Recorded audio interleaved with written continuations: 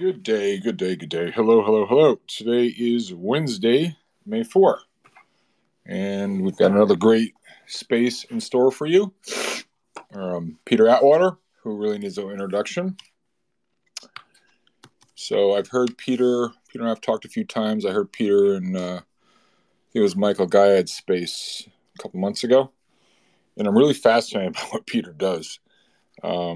Basically, yeah, he'll explain it, but why do people do crazy things? Why do people do stupid things? I studied dismal science in college and studied a little bit of psychology, but I never really got into the behavioral economics thing too much. But it's always been a real source of fascination to me. And there's so much wild stuff going on in the world right now.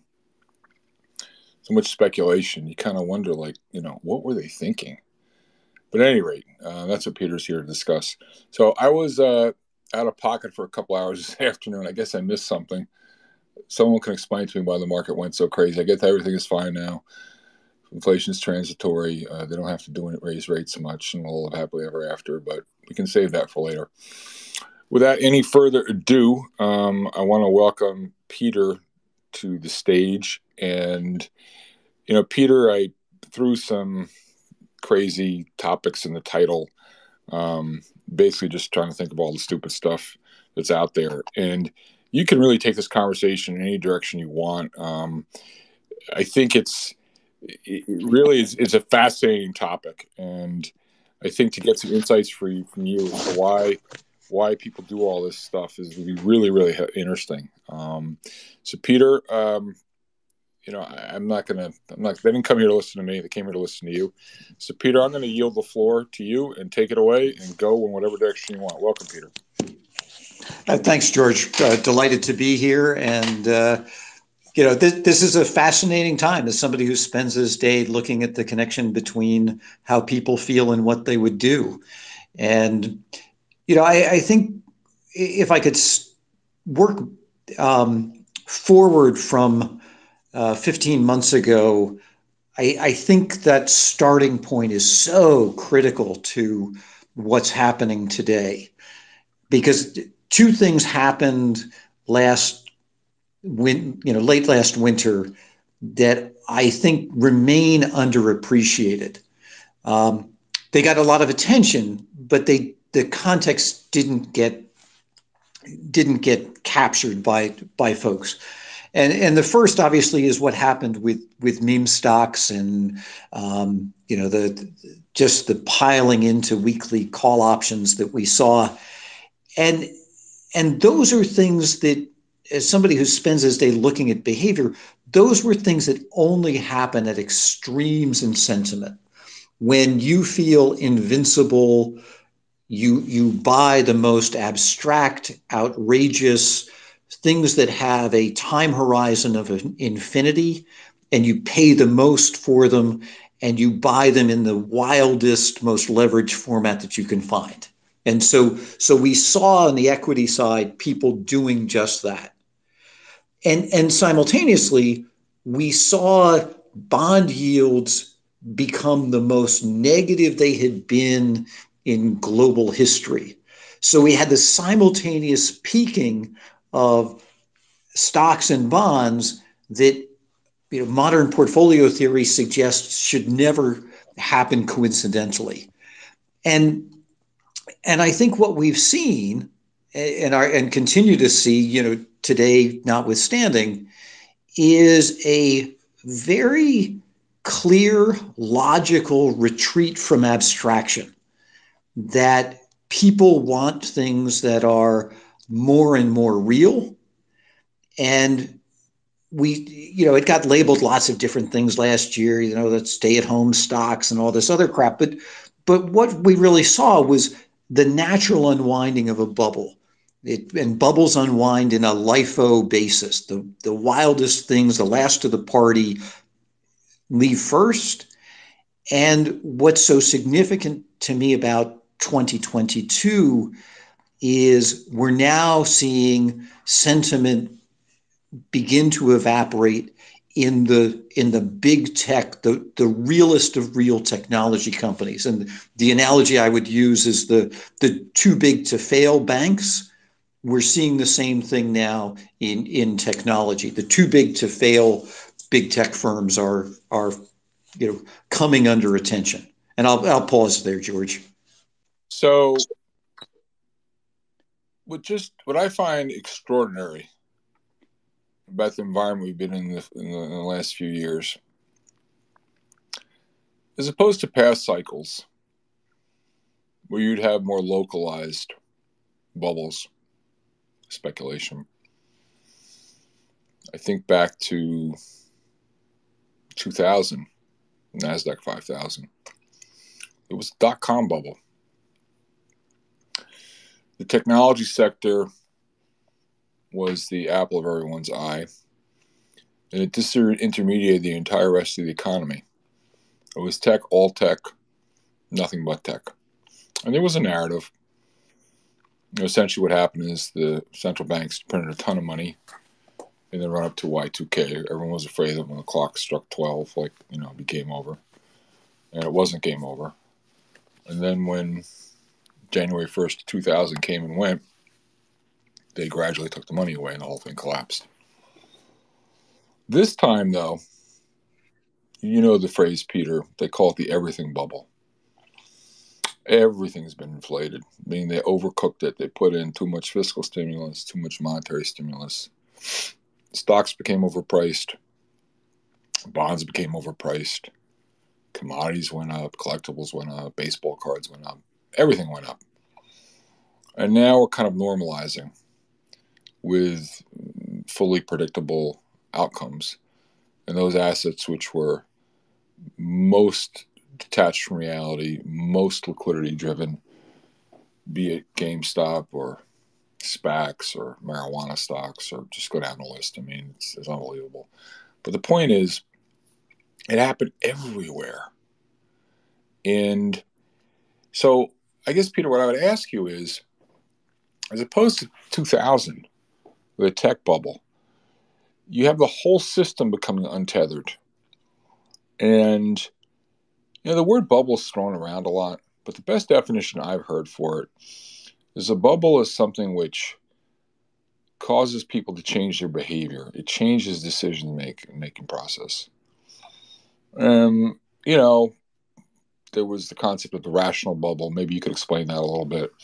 If people do stupid stuff, it's a rational bubble. I mean, because they know Jerome Powell's going to be filling up the bathtub and putting more water in. It's like, buy high and sell higher. It's a greater fool theory, and it keeps working until it doesn't. So I guess the question I'd ask there, I'm just trying to give context to the question, I'm not trying to make a speech, is what is your take on just how widespread this has been and how it's really gotten into the mainstream, this whole sort of zeitgeist of society, and comparing that to past bubbles? Now, you may say to me, well, hell, George, this is nothing new. We had the South Sea bubble, we had the Dutch Tulip Bowl mania, et cetera, et cetera, et cetera. But could you give us any context to compare and contrast what we've seen in the last few years with other great bubbles, booms, and busts that we've seen throughout history, Peter? Yeah, so I think from a historical perspective, two things really stand out to me. One is the breadth that you mentioned.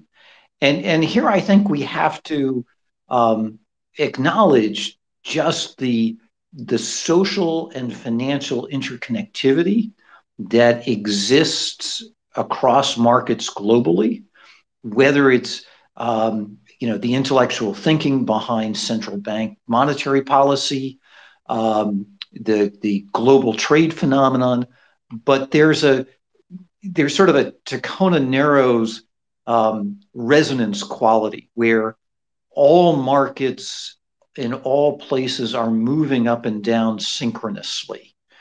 And that, to me, reflects an absence of what I call confidence diversification. I think one of the reason a diversified portfolio works isn't because you hold different things.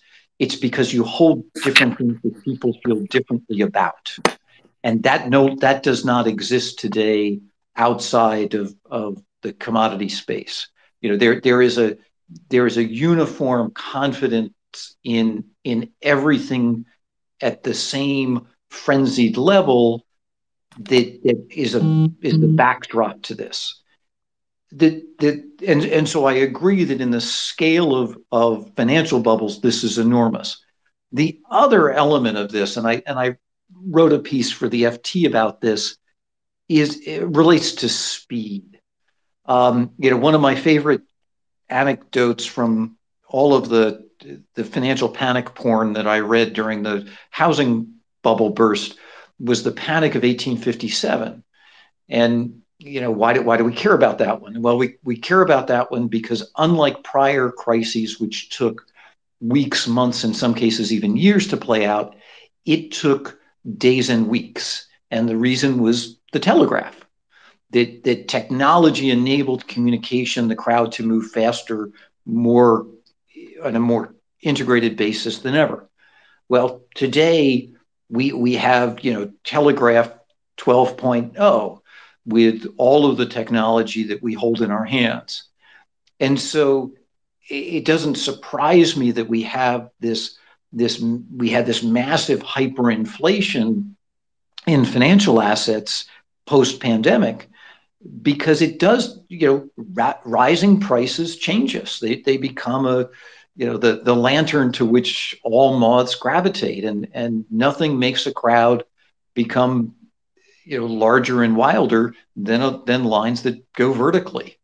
And so I think we saw these two phenomenon come together where, as you pointed out, people bought just about anything, and the wilder they could find, the better.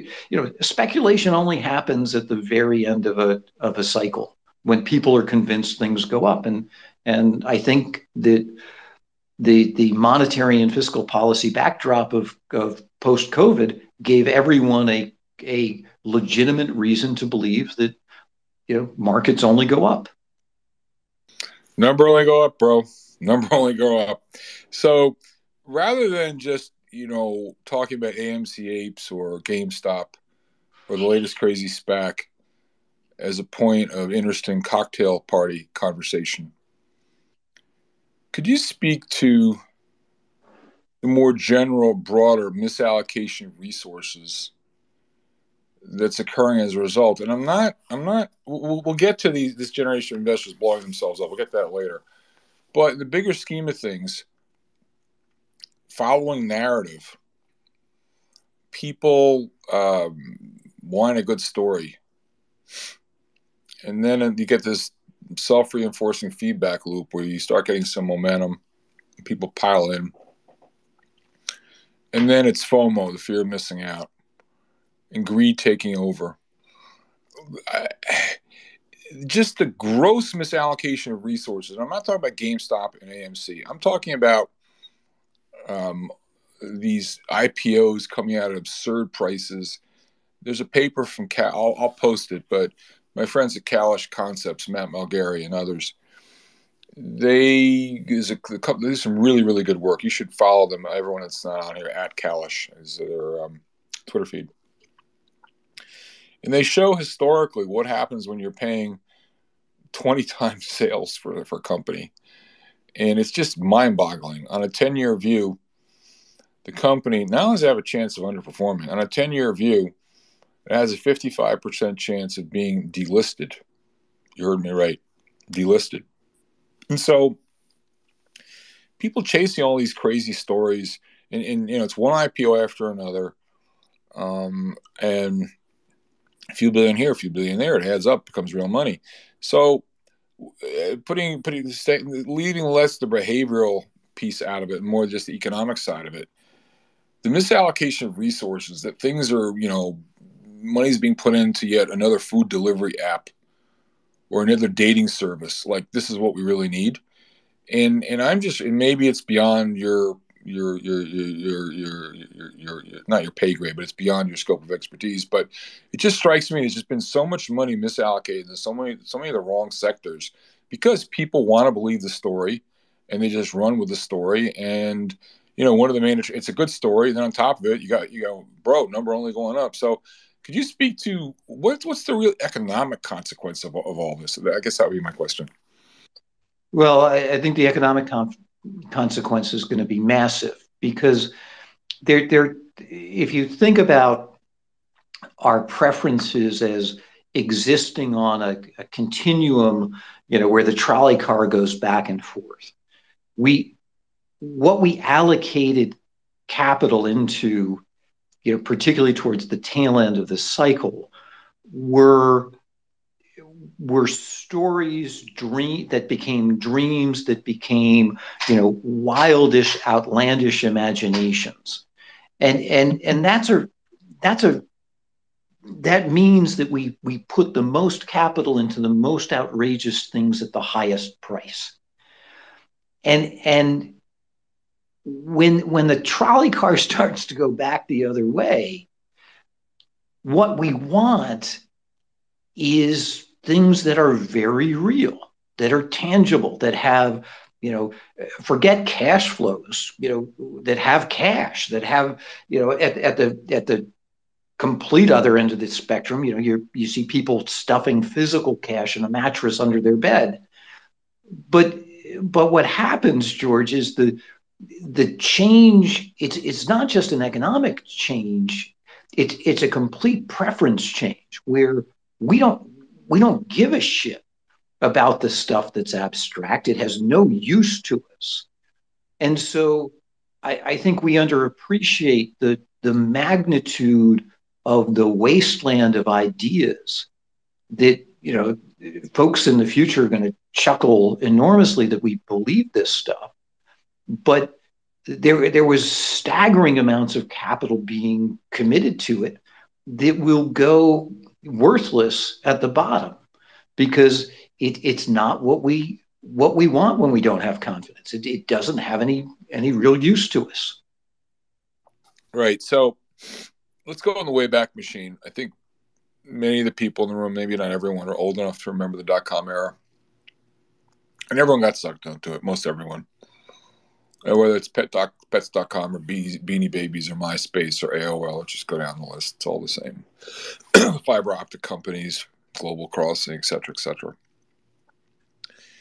What's the psychological fallout from that? How long does it take for people to unforget that they got burned and get bagged yet again? In other words, there's nothing new under the sun. We go through these cycles, and it's like wash, rinse, repeat. So a lot of the investors who have been in the market for the first time since the post-Great Financial Crisis, they don't know anything about NASDAQ 5000 and 2000. They can read about it, but reading about it is no substitute for having lived it and having gotten blown up in it. So for those, though, that live through it, is there a muscle memory there? Are they a little bit scarred, a little bit more hesitant, having seen how this craziness can go off the rails? And so, is the learning just temporary, or do people actually carry a message with them?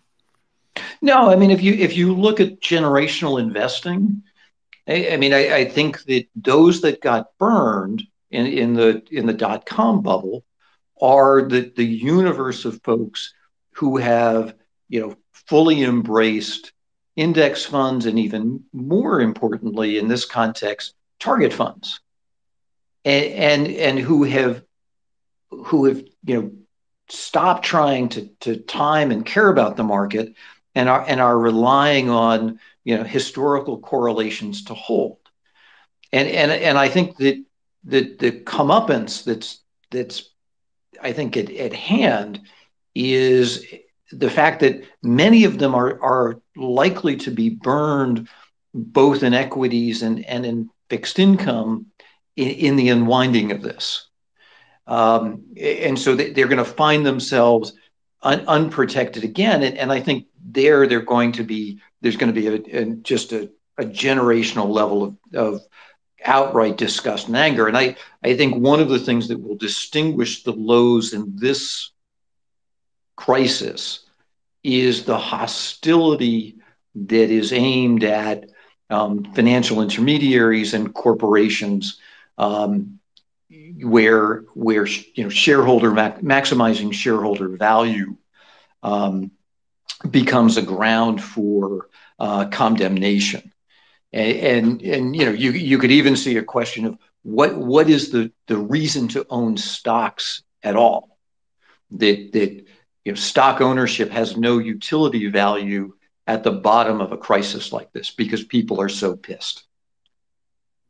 100%. I read a book, and maybe I'm going off the rails here, but are you familiar with a book written a few years ago?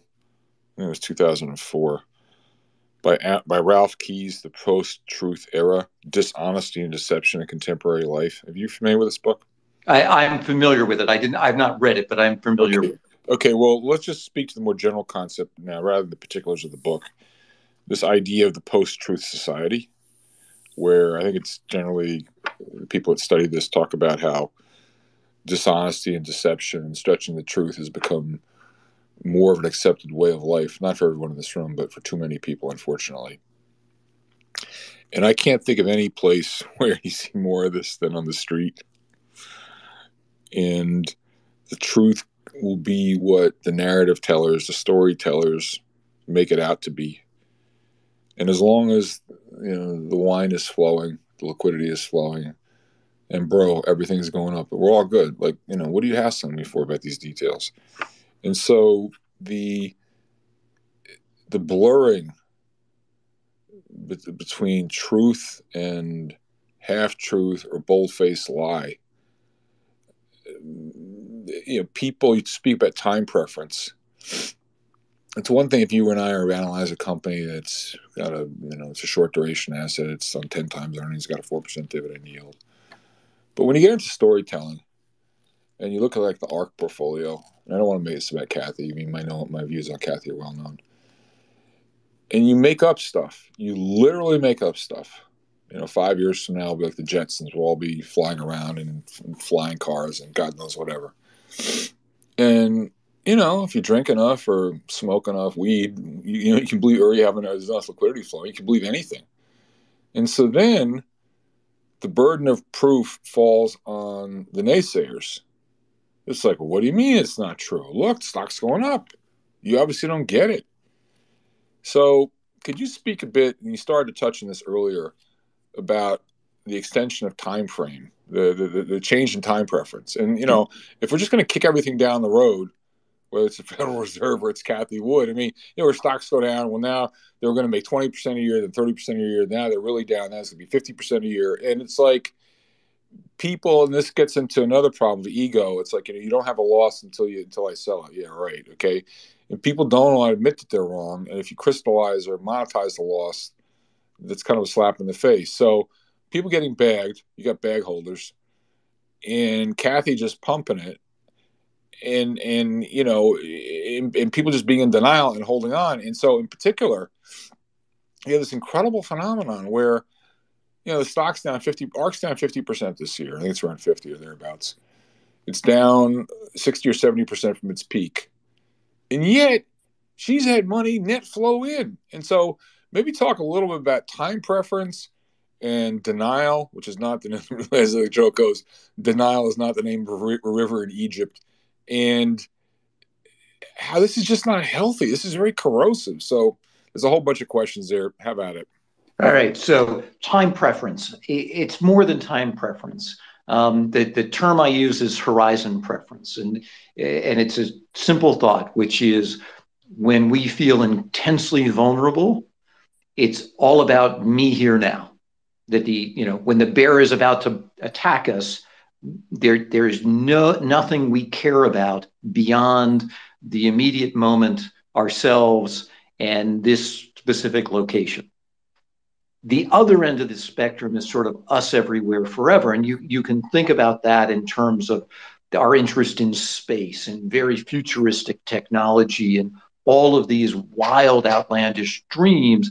And it ties to our embrace of abstraction. So at one end of the spectrum, we have these unlimited horizons that are abstract. And then the other one, we have, me here now and things that are tangible, real. I got to hold it to know it exists. And I think it's been fascinating. This has been a cycle where, you've had charismatic, dominant, determined figures who have been selling things that are at the very far reaches of the horizon.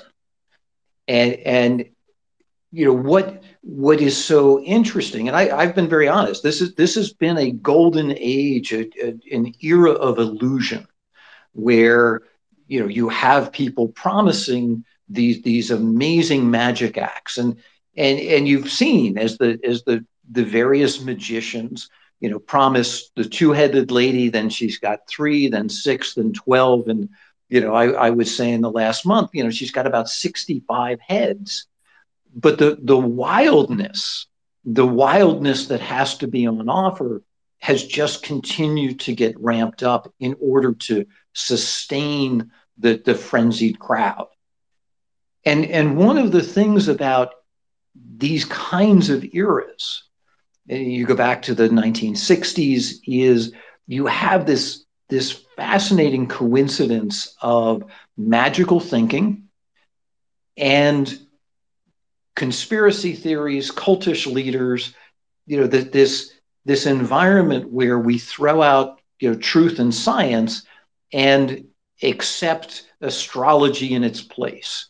And I think we've seen a lot of financial astrology in this post-banking crisis era, and folks who are unbelievably willing to sell it like Gene Dixon did years ago. I mean, this is the hype that has been promoted and accepted and tolerated has been extraordinary. And I'd offer, George, I'm not sure there's been a time in history that being a cultish figure has ever been more profitable. And the challenge with that is, people who buy into that hype, will never let go of it. They will ride it to the bottom. History suggests that these sorts of iconic figures have to be so brutally discredited before people who are their ardent followers capitulate.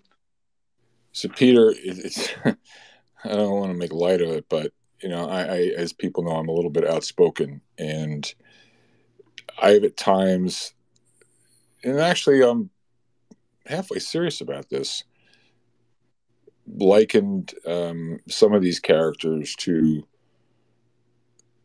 Reverend Jim Jones from Jonestown.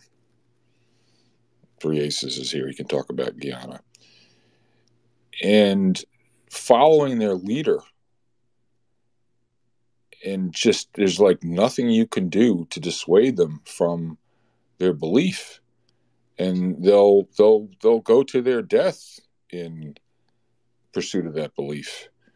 And in this case, they'll ride Kathy down 90%. I mean, what's Kathy's down 60? What's the definition of a stock that's down 75? It's a stock which is down 60 and then gets cut in half again. I haven't figured out that. You know what I'm talking about, right? I'm reminded of the quote from Mark Twain. It's easier to fool people than to convince them that they have been fooled. And so we've all had the interesting experience, I would say, in my case, unfortunate experience, of going into an AMC ape room. Peter, have you been in an AMC ape room? I have steered clear. I watch things from afar. You're a smart man. So I went into one of these rooms, and I think Mark Cajotes was in there. And Mark's a serious guy, and he knows how to read income statements and balance sheets. And he went in there just trying to teach them a little bit. And they're all convinced that there's a big squeeze going on in AMC and all this nonsense. Yeah, there was a squeeze a year ago, but it's a cold stock now. You can borrow all you want, I think, and there's no squeeze.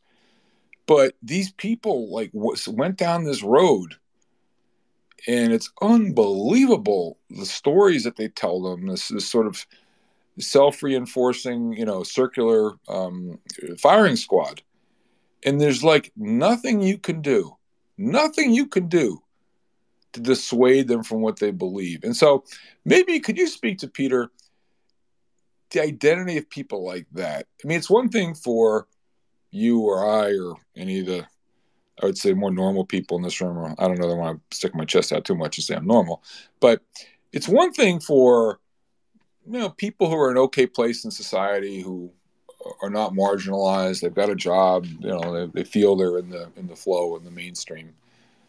It's one thing for one of those folks to buy crazy stock on a tip from a friend, but it's a whole nother thing when you get into this sort of counterculture type thing, where, I mean, like, they live in another world. And so you were talking about people outside the mainstream. So could you talk a little bit about when someone becomes attached and becomes desperate? Like, how does you talk more about, like, horizon preference? Like, they just need to be operating in a totally different orbit. Could you speak to that a little bit? Yeah. So again, when we feel intensely vulnerable, we have five natural reactions. Two of them get a lot of prominence already. We think of them as fight or flight. And those are the ones that get top billing. But there are three others. One is we freeze, and you see that often in battle and environments like that where people are just cognitively overwhelmed. The other two, though, I think are really important here, and recognize that sometimes we combine them. The fourth one is follow, where we will, if we don't have certainty and control in our lives, we will gladly follow the person who suggests that they have their act together, and moreover, they have our back, that they feel our pain and they will do something to ensure that we regain our confidence again. And sadly, you know, that environment is a feeding ground for predators. Anybody who's been involved in a troubled relationship, these often are formed in these moments of extremely low confidence, where people without any certainty and control are just happy to follow somebody in the belief that they can help them. I mean, we will gladly get in the car standing in the pouring rain when somebody offers us a ride, and that's that phenomenon. And I think we've seen a lot of that. In so many different dimensions in the last decade. And then the fifth one is, there are five F's, freeze, follow, fight, flees, follow. And the last one is fuck it. Where we just say the hell with it all, I'm out. And here it's an interesting behavior, because we will take pleasure in inflicting pain on others on our way out. That if we can stick it to the man, great.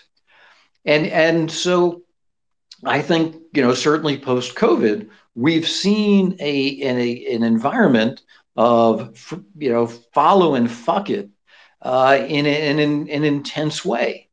And when you think about who the personalities that have been leading the charge, again, determination, domination, charisma, they're very compelling to a crowd that wants to disrupt what exists, and are folks are happy to follow them into battle. So, Peter, let's just generalize this a little bit more. We're kind of going all over the place, but it's really, really interesting. We take this conversation in many directions, and I do want others to join the conversation, please. So, a lot of friends in the room, a lot of smart cookies. So, please, if you want to ask Peter a question, please raise your hand. Just to reset the room, we've got Peter Atwater, one of the leading experts in behavioral economics. He's at William and Mary. Really, really fascinating stuff. And Peter, just aside from your Twitter feed, if people want to follow you, are there papers or books or anything, or if you don't want to draw attention to yourself, if people just want to learn more about behavioral economics, are there any resources or anything that people, or seminal books that, if not written by yourself, others that you would recommend for people to read up on? Yeah, so I do write stuff, that I post to LinkedIn. I do some work with corporations and institutional investors. As you might imagine, a lot of what I think is not well suited to a retail investor. I tend to be highly contrarian, and I hate to see people spend money on things that they'll never use. But I do a fair amount of consulting. Things I think people should read. I think anything that Bob Prechter has written in the world of socionomics, I think is really valuable. I'm not an Eliotician, which is, I think, how many people may be familiar with Bob. So I don't necessarily follow all the wave stuff, but I think thematically, there's some interesting things in the world of socionomics that help to tie together what we see, in the financial markets and culture, in politics, in society more broadly. And then a book that I want to give a shout out to, because I think it's really important today, is a book by Elder Shafir and Sendhil Mullainathan called Scarcity. And I just think that book, it's a very quick read, helps to tie together a lot of the cognitive aspects of stress and, when we don't have certainty and control. And I'm going to give an early pitch for a book that I am about 2/3 of the way through that will be coming out at some point next year, called The Deciding Factor, where I'm going to lay out all of these thoughts in a way that I hope is cogent and coherent, tying together, the psychology, the cognitive process, and how we ebb and flow in terms of our feelings of certainty and control, and the impact that those have on so much in our lives. It's terrific, Peter. Thanks for that. Just again, we've got Peter Atwater. We're talking about why people do crazy things. No space would be complete without my once again pointing out, reminding everyone that we're doing these spaces, bringing to you first-rate thinkers, thought leaders like Peter. We're all doing this pro bono, gratis. No one's making any money from this. We're here teaching each other, learning. Learn from each other. We have a real sense of community here. And, we do this for nothing. I've asked folks to try to pay forward. We've dedicated the efforts of this room to World Central Kitchen, which is doing God's work and providing, I think now, 300,000 meals a day to refugees in the Ukraine. And so if you find these values to be of use, of utility, please give generously to World Central Kitchen. The donor form is in my Twitter feed. I'll retweet it out. We're really building a tremendous amount of momentum.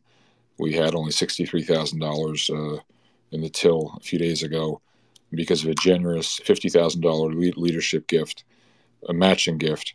I think we're over 125,000 right now, and so we're well on our way to reach our goal of 200,000. We're doing something which really hasn't been done on Twitter before. It's really an experiment, and I'm really thrilled by how it's working out. So not only are we learning on and helping each other, we're doing a good thing. We're helping people in need, and I can't say it enough. So please, please, please give generously.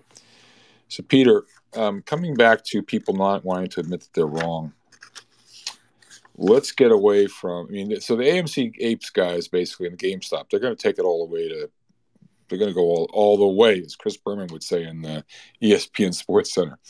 But in terms of cognitive dissonance and people being honest with themselves, you could just speak more generally to the market. The idea that, okay, even if, let's say one's bearish looking out the next few years, which I am, and I can go on to all the reasons why, that regardless of one's view, this is not going to die that quickly. It's like the dream lives on. You had this Pavlovian conditioning by dint of QE and the most reckless, expansive monetary policy in history, where, it gave rise to FOMO and TINA and BTFD and so on and so forth. And so we've been conditioned to just buy every dip.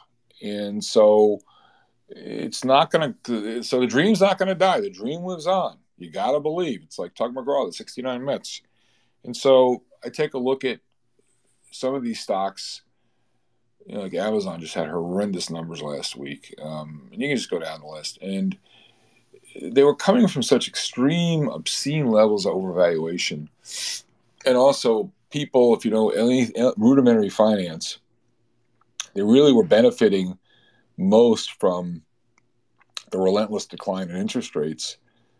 It's a simple dividend distance. Anyone who knows studied finance or finance 101 text, you just take a valuation model and take the risk-free rate, say from 1.5% on a 10-year treasury to a 30-year, and to 3%, and see what that does on your valuation before you even get into whether the earnings outlook is not so great, and the idea that valuations expand and contract with growth rates. It was all, again, I started to make a speech and a question, but I want to give it the proper context. So I look at the market and I'm like, damn it, let's just be done with it. Let's just, take the S&P down, let the rates go up, let the Fed do this, that, whatever, and let's move on. But what I'm fearful of, what I actually think is going to be the case this time, is this is going to be a long, drawn-out affair. Back in filling, chopping and flopping, and it's just going to grind people down. And if you go, for instance, look into the 2002 bear market, John Roque, who's been in this room repeatedly, has pointed out that even though the NASDAQ went down 80% from top to bottom, on 46% of the trading days, the market actually rose.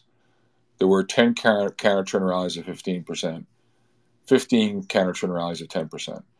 And so I guess the question really is, unlike every decline we've seen or correction we've seen the last few years, I think this one has staying power. And i.e., goes down, but you don't get the full catharsis. It's because people don't know what else to do because they've bought all the story stocks for the long term. If I sell, I got to buy back, and I got to have to pay taxes and this, that, and everything else.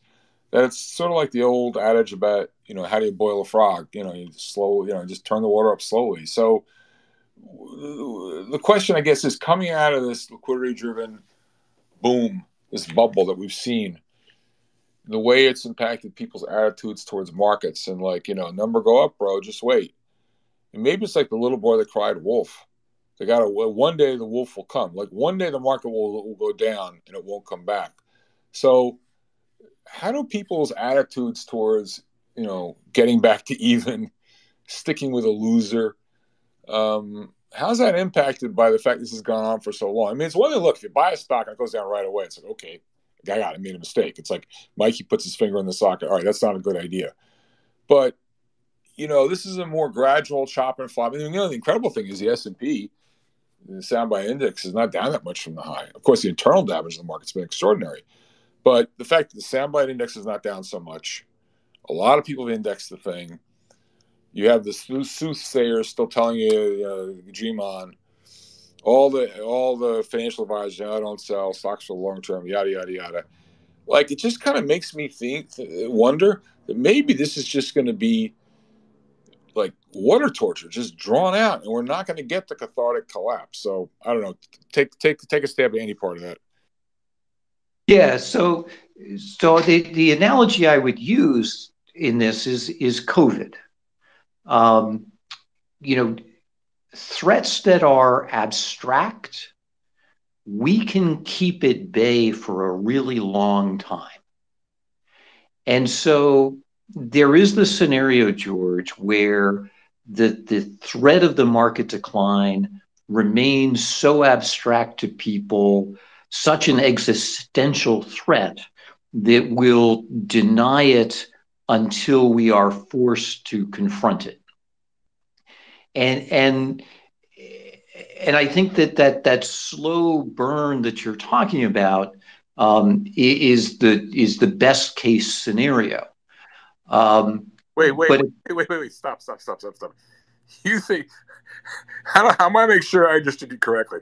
I happen to be bearish, but I entertain all different points of view, including opposing points of view. I just want to understand. You're saying the slow burn, in your view, given where valuations are on the fundamentals, all this kind of stuff, the slow burn, in your view, just make sure you understood this, is the best case scenario? in terms of how we handle the decline. Okay, if confidence is going to continue to fall, that gradual acceptance as a small group of people grows slowly over time to accept the threat is the best case scenario for this bear environment to play out.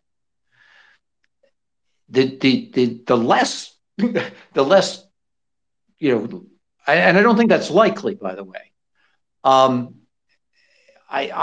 more concerned about a COVID-like repetition where a seemingly insignificant event like Tom Hanks getting COVID while he's in Australia causes confidence to evaporate immediately.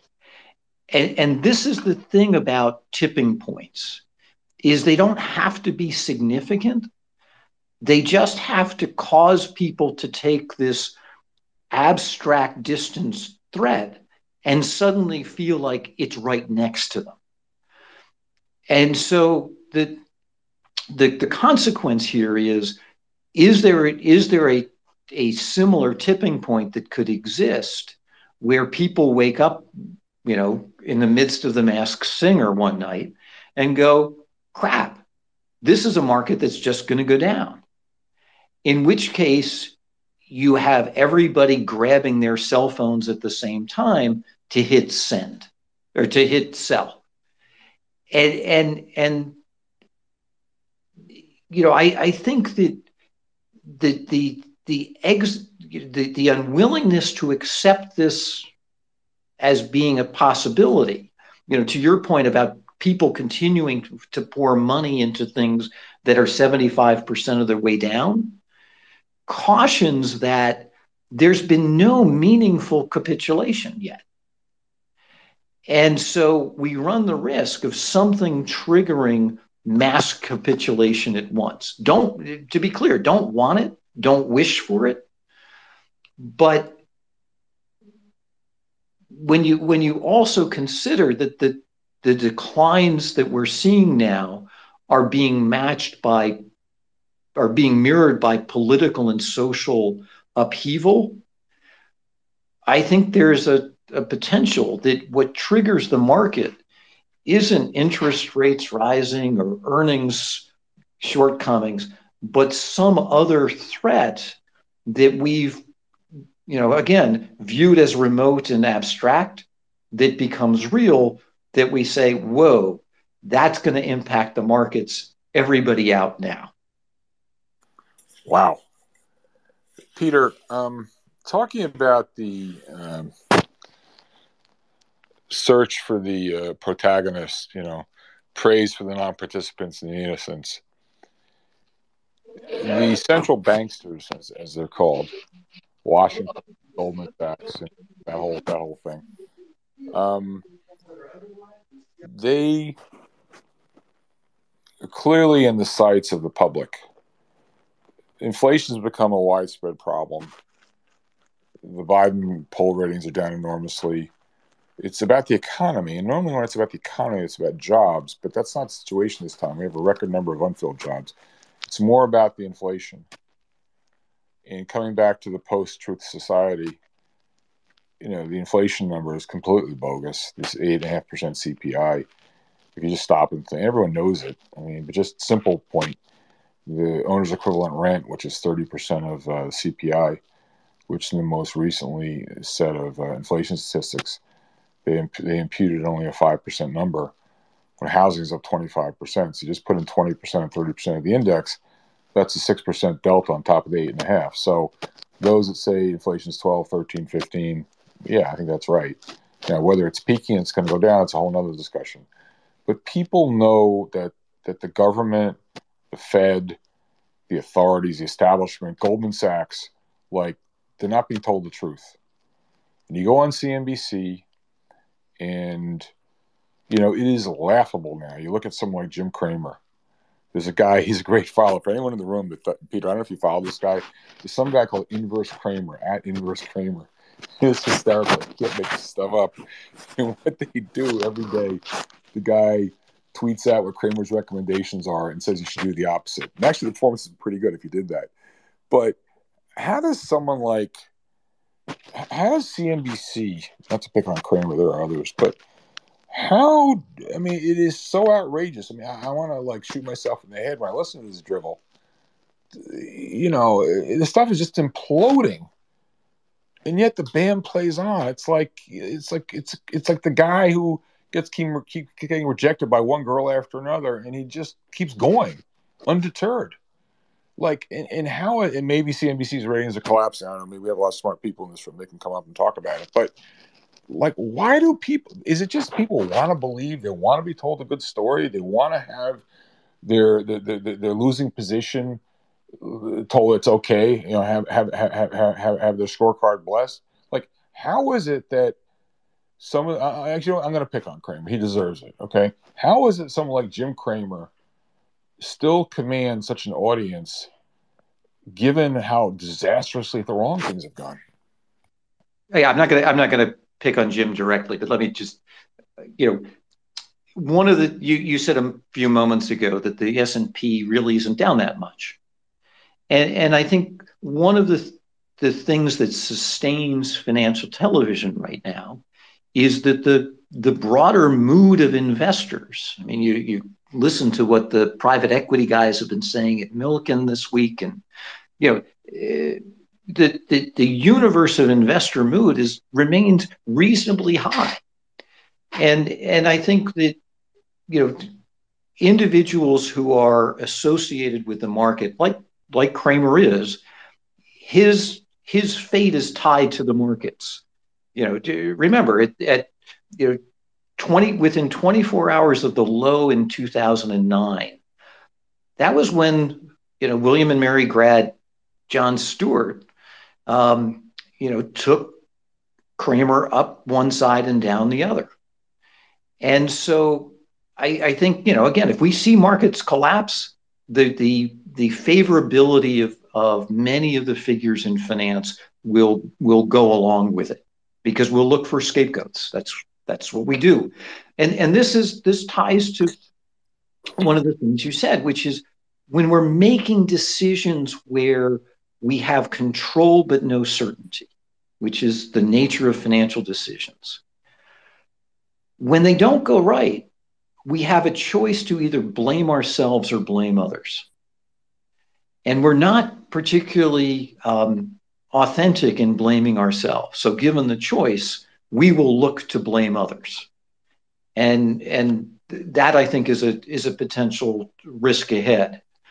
But I want to tie one thing back to your point about inflation, because I do think that people in finance broadly underappreciate the plight of those at the bottom of the K-shaped recovery. I mean, as the guy who coined that term, I wasn't talking about economics.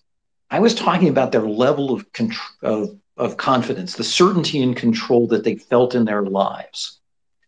And I think we in the finance world underappreciate that there is a sea of people in the United States, and more importantly, globally, who do not feel certainty and control in their lives today. And for whom, if conditions get worse, will naturally revolt. Is that not the basis for the whole populist movement? And yeah, whether it's Boris Johnson or Le Pen or Trump or whatever, it's a universal problem right now. Isn't that what the system's just not working for those people? Isn't that the case? Yeah, I mean, the work that I've done on that topic is people voted for the extreme candidate, left and right, where they felt worst. So this is an issue where if you don't want extreme politics, you've got to address the certainty and control of those at the bottom now feel, and many feel voiceless, powerless, and if we add food inflation to the mix, you end up with a real problem. It's why I think Scarcity is such an important book for people to be reading now. Thanks for that, Peter. Okay, so if you have a question for Peter, please raise your hand. I don't wish this to be a discussion with Peter and myself. We're going to go first to Three Aces, and then we're going to go to Alan Levinson. Three Aces, my friend. Good to see you. What's up, Peter? What's up? Hey, guys. Hi, George. Hey, Peter. I'll tell you what. I've been practicing Buddhism for 2 decades, and also been in the markets for 3 decades.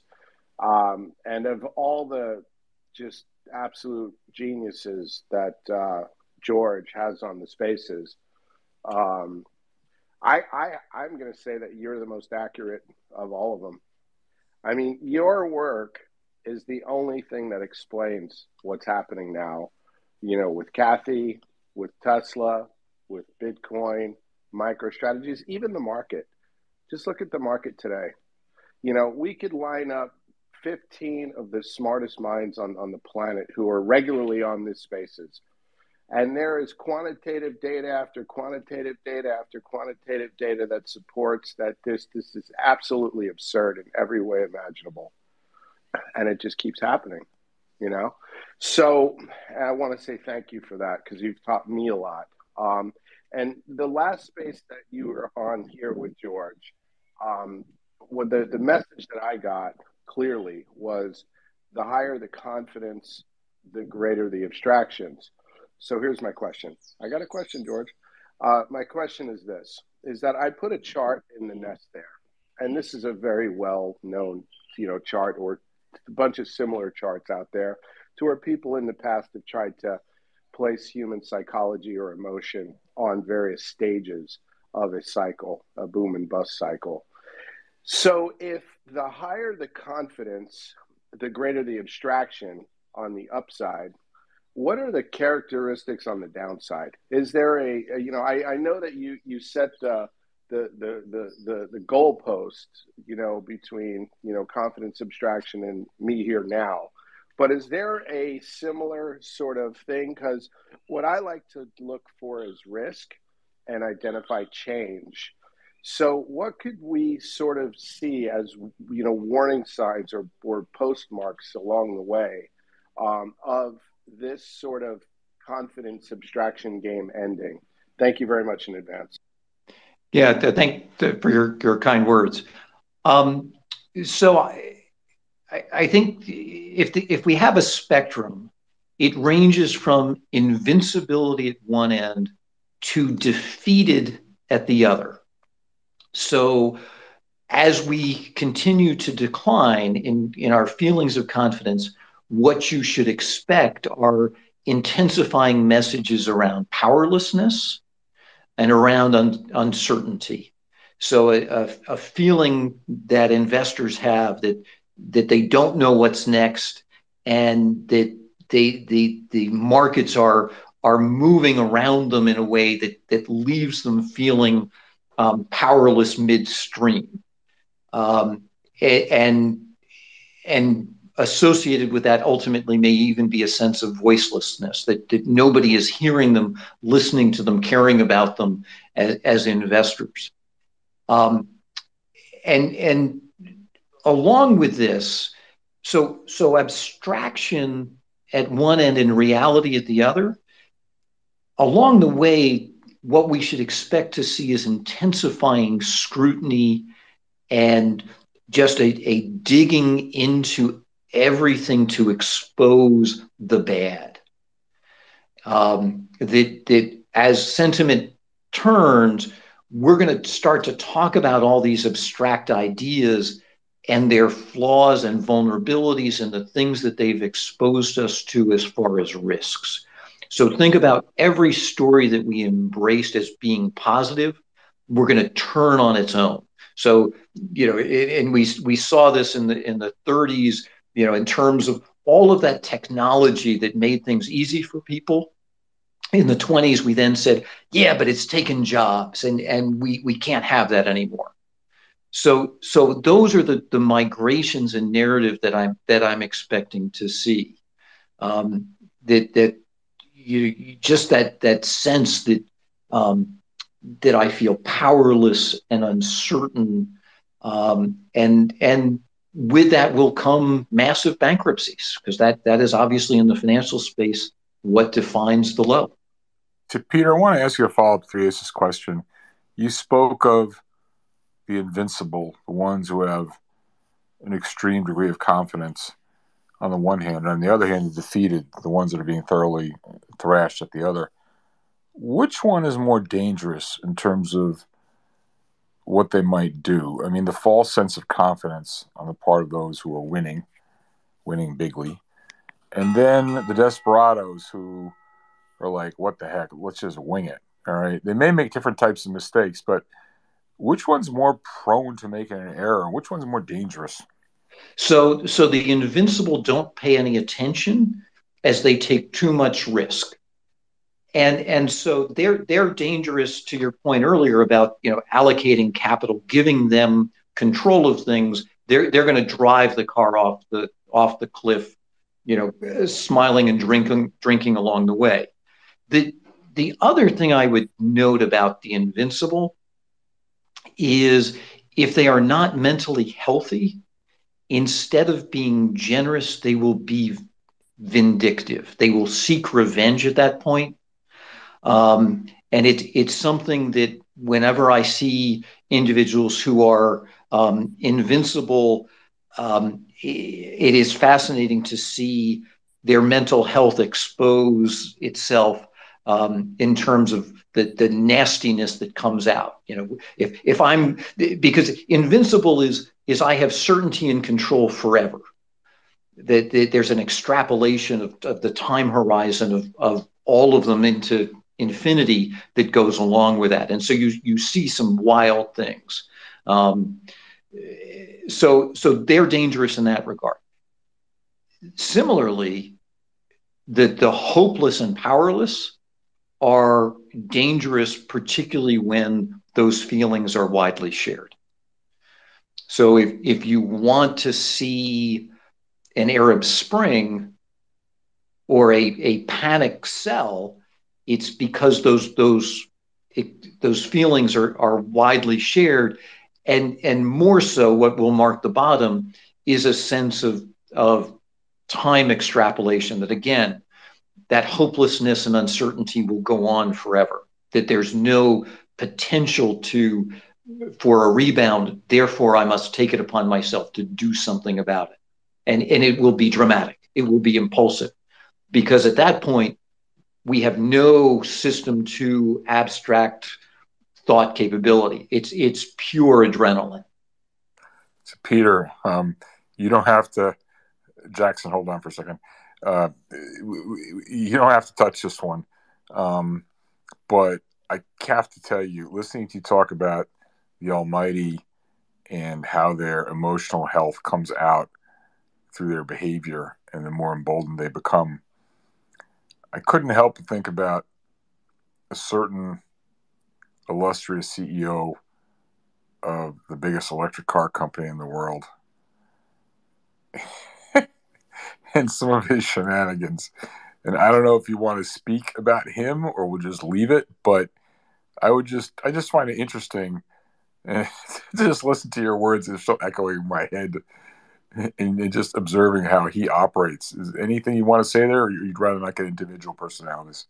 So the thing I would say is, for corporate leaders, you have an easy invincibility measure, barometer, which is their stock price, or the price of what's important to them. I think one of the most unsettling calls that I provided to my clients, and it required lots of explanation, was the killing of Mr. Khashoggi, which I talked about in real time, but you can go back and look at the charts, marked a major peak in oil prices.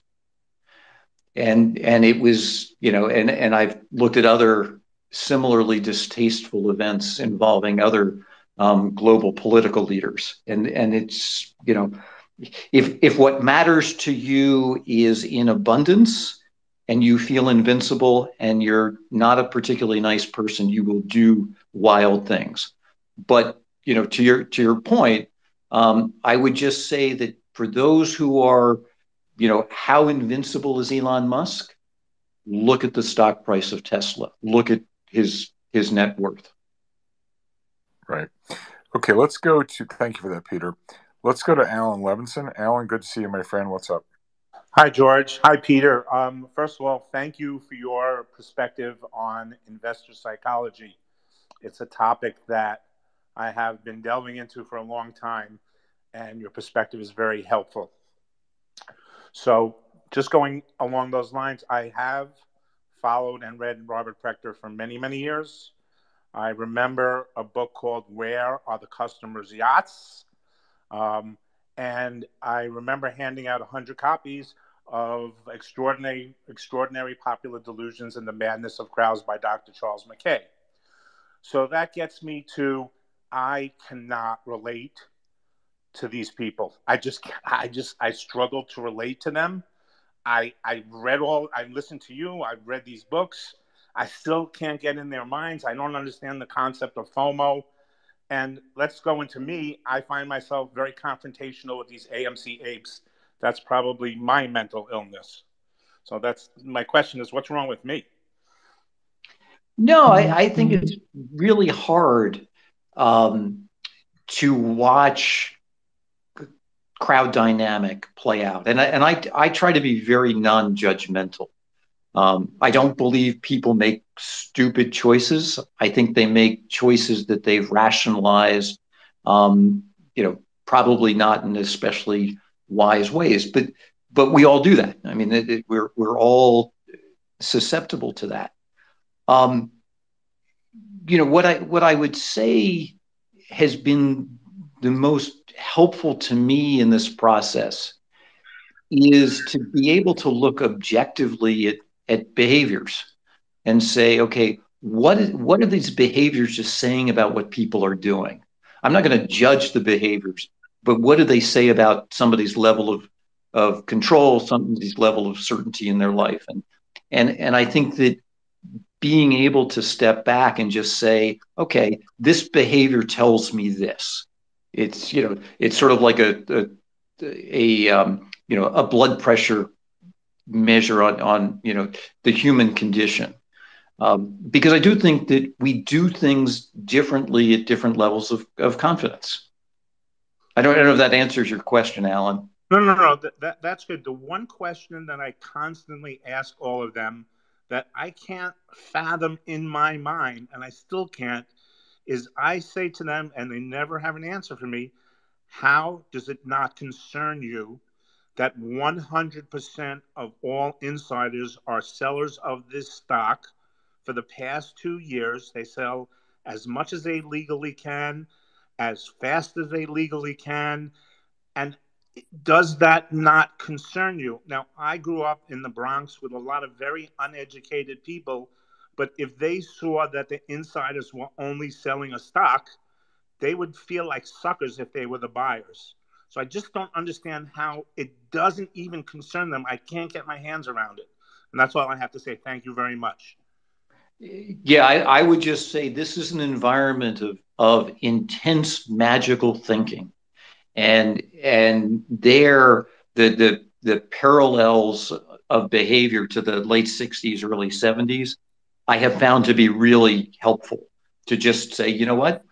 I'm not going to try and understand why they think this way, but I'm going to accept that when people are in this mood, magical thinking is just going to go along with it, and there really is no point in trying to argue a counter side. Facts don't matter. Thank you very much. And just my last comment is, I think this ends pretty soon. That we will see new lows pretty soon. Alan, from your mouth to God's ears. Okay, so we have a couple of people. We have a couple of people want to speak. Before we do that, I'd like to have Carol Strone, who is helping us out enormously. She's spearheading the whole philanthropic efforts for us in terms of benefiting World Central Kitchen. And I think it'd be useful to have Carol speak a little bit about what it is exactly World Central Kitchen is doing, why they're so special, some of the challenges that they're facing, and how we really can make a difference by helping them. So, Carol, good to see you. What's up? Good to see you. I'm doing well. Thank you so much, Peter, for your incredible remarks, which have inspired me to do a lot more reading. But first off, for those of you who don't know what World Central Kitchen does, it feeds people in a crisis, flood, fire, earthquake, now war, and it's as simple as that. And I also think it's worth noting, again, we've mentioned it in other spaces, why we chose World Kitchen, given all the other charities that we could have chosen. So for starters, they have a business model that enables them to be among the very first responders and to scale up quickly. And what that means is going local from the start. They partner with local chefs, farmers, truckers, warehouses to repurpose whatever they can on the ground. And then they bring in whatever else is needed that they have to from the outside. Second, their mission includes responding to man-made disasters, such as war, not just natural disasters. And the problem is that a lot of charities either can't because their mission is too limited, or they won't because they don't want to put their people in harm's way, go into war zones. So the World Central Kitchens of the world, and they're not alone, there are many other organizations on the ground, they're literally risking their lives, unarmed, untrained for war. And the third thing, and there are many other reasons I could give, but these are the top three, World Central Kitchen is extremely good at using social media to tell a good story about what they're doing on the ground and in real time. If you look every day at Twitter, they've got amazing tweets and amazing video, amazing photographs. And that ability to tell a really good story not only inspires us to give, but it also inspires us to be ambassadors for World Central Kitchen, which brings me to our $200,000 goal and why we chose it. Part of it is that we're super competitive. George is super competitive. We're super competitive as a community. And we want to set the record for a single crowdsourced fundraiser for the work that World Central Kitchen is doing in Ukraine. And the record that I'm told that has been set so far was 180,000. So we're on track to beat that this month. And going to Peter's comments about speed, I didn't think we'd get here this quickly, but I think we're going to do it within 2 months or shortly, a few days after 2 months. And that said, I still want to reiterate that participation matters more than any amount you can give. $5, $10, anything is great, because in the end, what we really want to be able to say is that we've all joined together in Georgia spaces as a community to fight the good fight so that hungry people may eat. And it's just as simple as that. And maybe, going to Peter's remarks, maybe that's our way of feeling like we have just a little bit of control over the destiny of our fellow human beings who are suffering in such extreme uncertainty. So I yield the floor back. Thank you, Carol. Very, very well said. And Carol has spearheaded our effort here. If you have any questions, we have a link. I did retweet it out. You can go to her Twitter feed or mine. Some folks have had, they work for companies where there's matching gift programs, et cetera, et cetera. And so we're really building the momentum and for another space. But, Carol has spoken about how philanthropy generally has not been, it's early days for social media, and they haven't really figured out the way to tap into social media. And so what we're really doing here is an experiment, and we're kind of at the cutting edge. And it's really been tremendous to see the feedback, the outpouring of support that people have had. And Carol's totally right. It's participation that counts. We are building a community. And so, again, Carol, thank you very much for everything that you do. We really couldn't do this without you. So I thank you profusely. Okay, so let's move on. Let's go to, we're going to do Don't Say We Didn't Tell You, and then we're going to do Paul. So Don't Say We Didn't Tell You. The floor is yours. Please unmute yourself. Hi, George. Thanks for your time. Peter, same as you. Thanks for your time today. I've just got a comment and a quick question, if you can just answer that for me.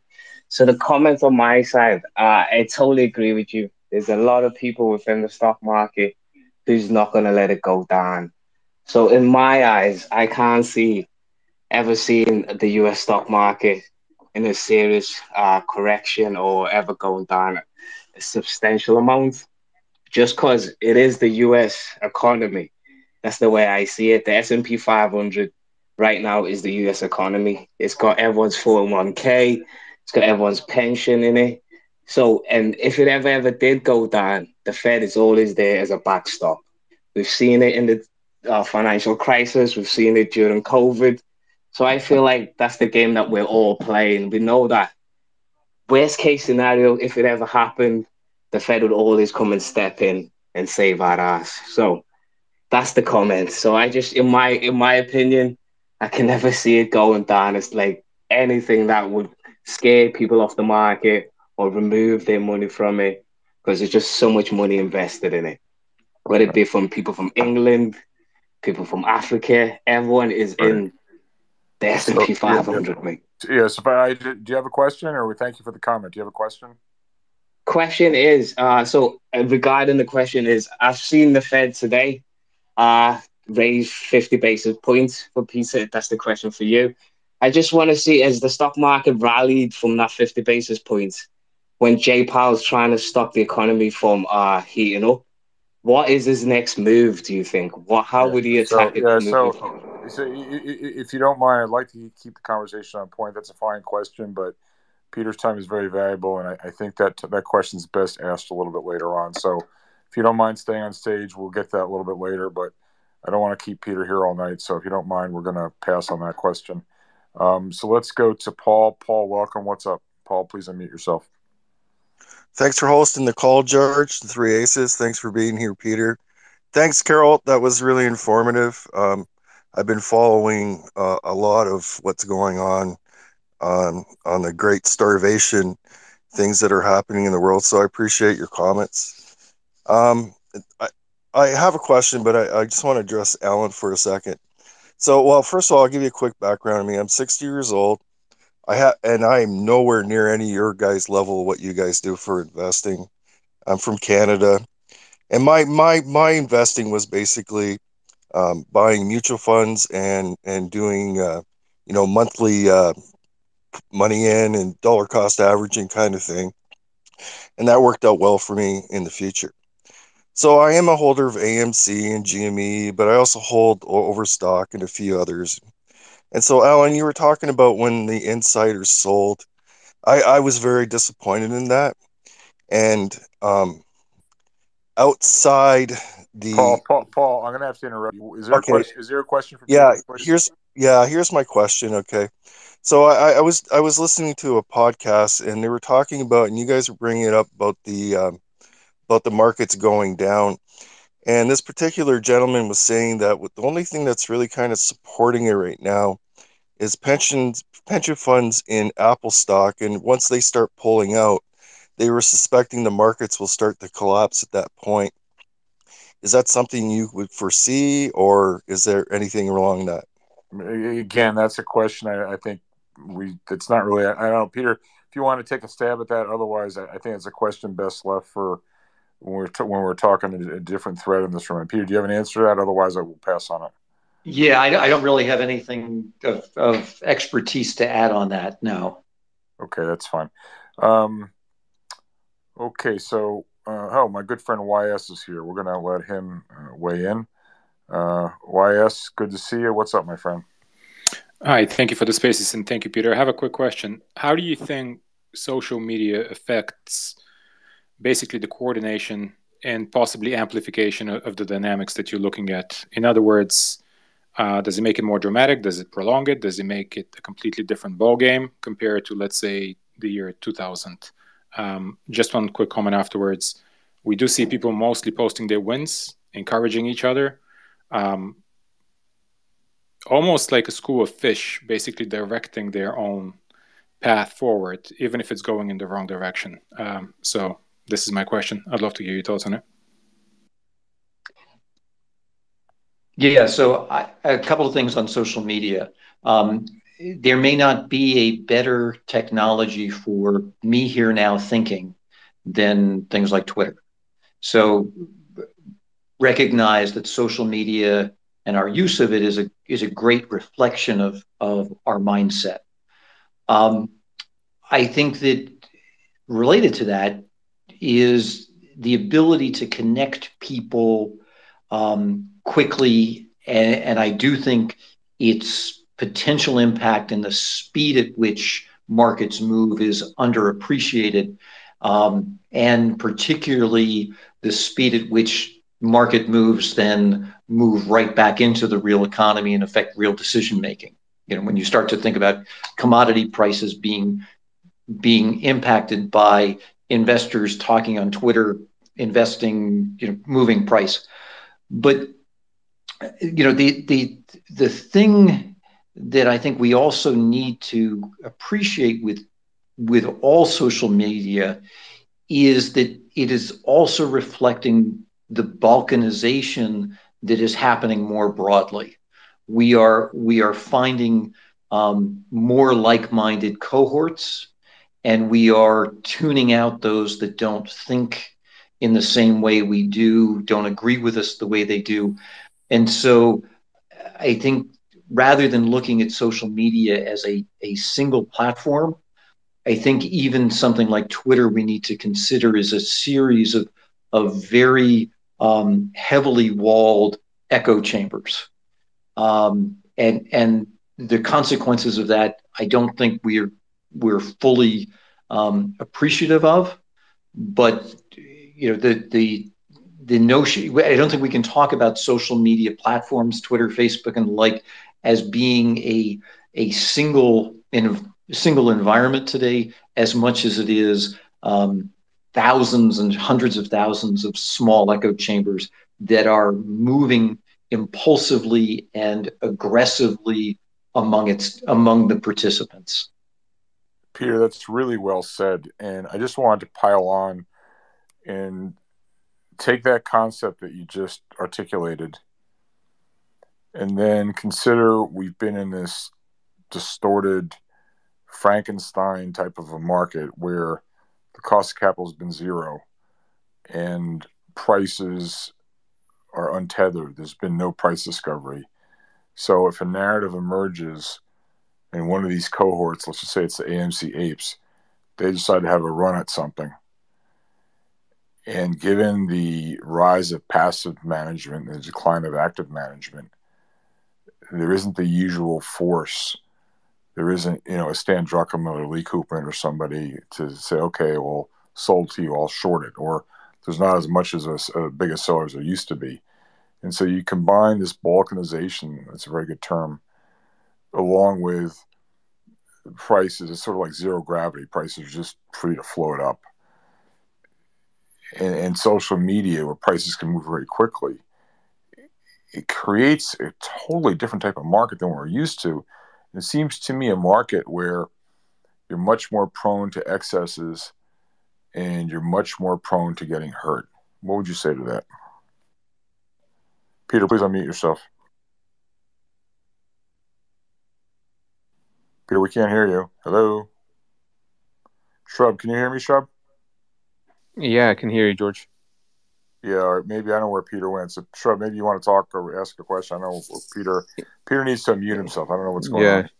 Anyway, look, George, just building from what you said, actually, I remember, this industry has idols and it brings them down. That's what it does, right? So you have Ponzi himself was an idol and then he was brought down. This time round, and maybe I'm wrong about this, it seems like the idols seem to be hanging on after they lose people money. So, for example, look at Kathy's down 60, 70%.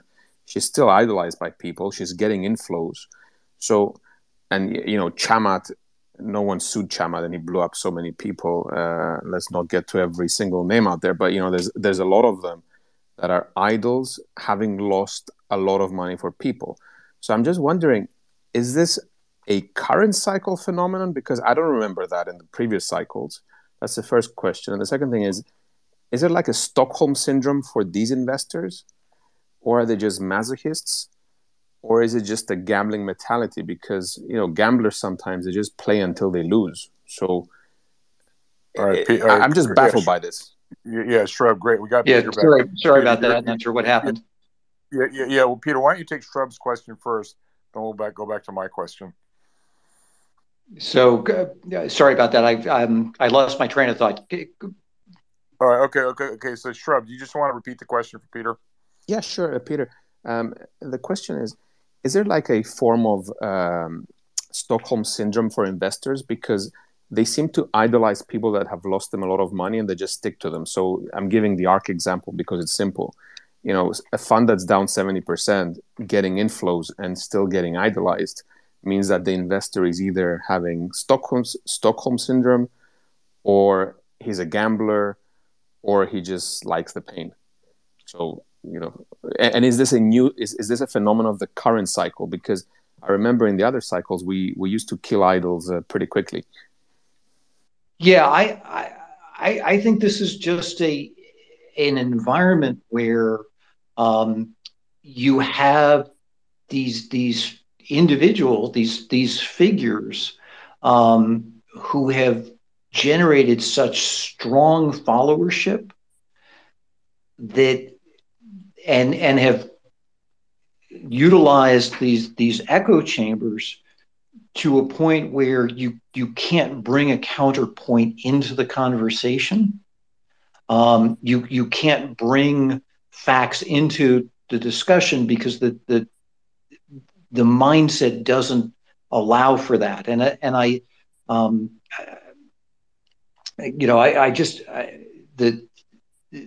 parallels, it's going to offend people, but the parallels to cultism, the behaviors there are really clear, and the predatory nature of these groups.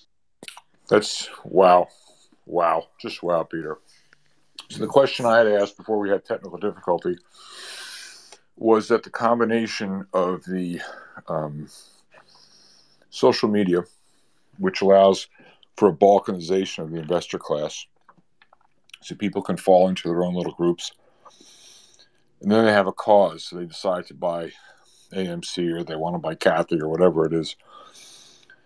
But the use of social media so people can marshal their forces in a more direct and specific way, in combination with cost of capital being zero, so prices are completely untethered from any sense of fundamental value. It's as if we're in a zero gravity environment. That those and this the social media component causing everything to speed up. But doesn't that all conspire to create an environment where things just move much more quickly, rapidly, and it's much easier to get hurt. That it's just setting up conditions that we've never quite seen before. Yeah, I think that it sets up environments of real antagonism. One of the things I think older investors think of is you think of the bullish crowd and the bearish crowd, and investors having a relatively homogenous sense of feeling, and I don't think that's the case today. I think in today's investing environment, there's a massive amount of zero-sum thinking where, you made money at my expense, I lost money at your expense.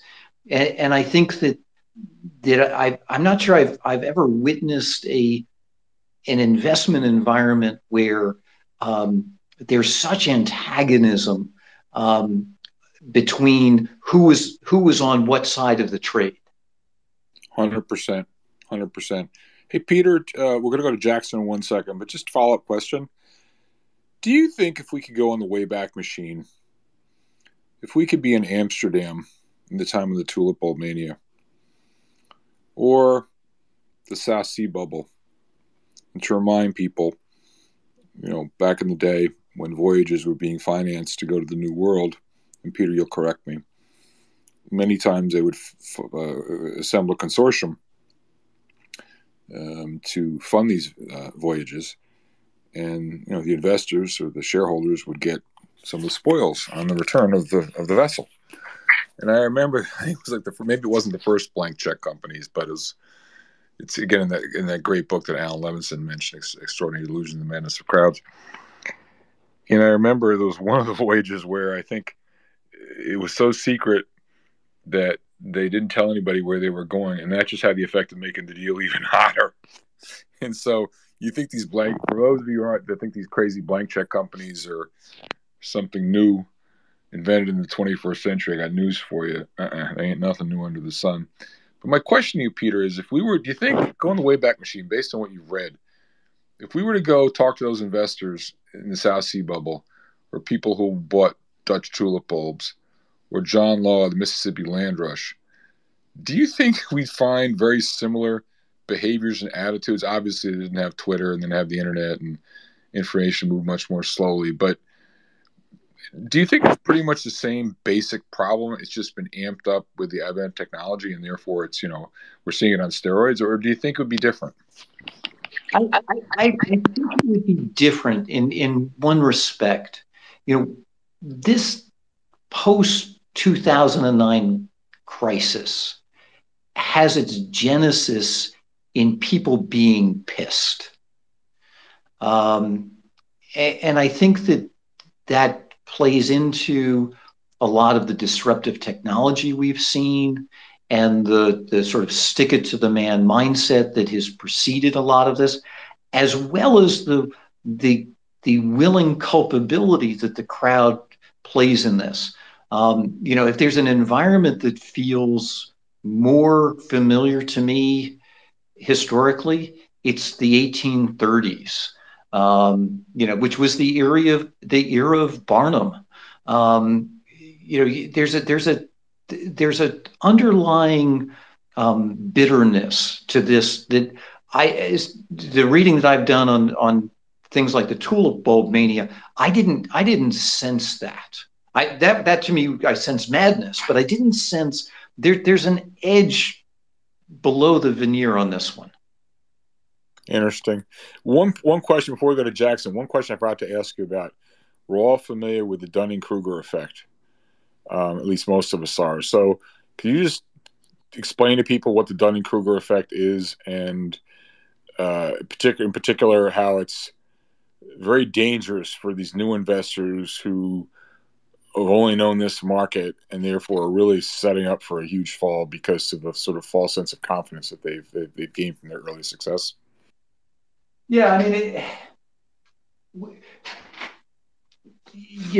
this has been an era where it's been easy to overestimate our ability. Not only have people been lucky, but the luck has been relentless because of the work that the Fed has done in trying to promote the economy. That they have lifted all ships effortlessly, and so I do think that this is, maybe the biggest bubble of all is in luck itself, but you see this playing out in a lot of the sports betting that's going on, and people betting wildly on parlay bets and things that have very low probability. Because I do think there is we've made it appear, and I think financial television plays a role in this, of making lucky people believe they were skillful. Wow, really good point. Jackson, you had a question, my friend, for Peter? Jackson, unmute yourself, please. Yes, sir. Thanks for having me, guys. Peter, I just wanted to touch and piggyback kind of on what we've all been bouncing around in here. I don't think that we're anywhere near the psychological precipice for a change in order for these investors and the crazies from the ZERP environment to actually take a dose of reality. Nothing's happened yet. I mean, we're all kind of getting ahead of ourselves, I think. We've got a long way to go.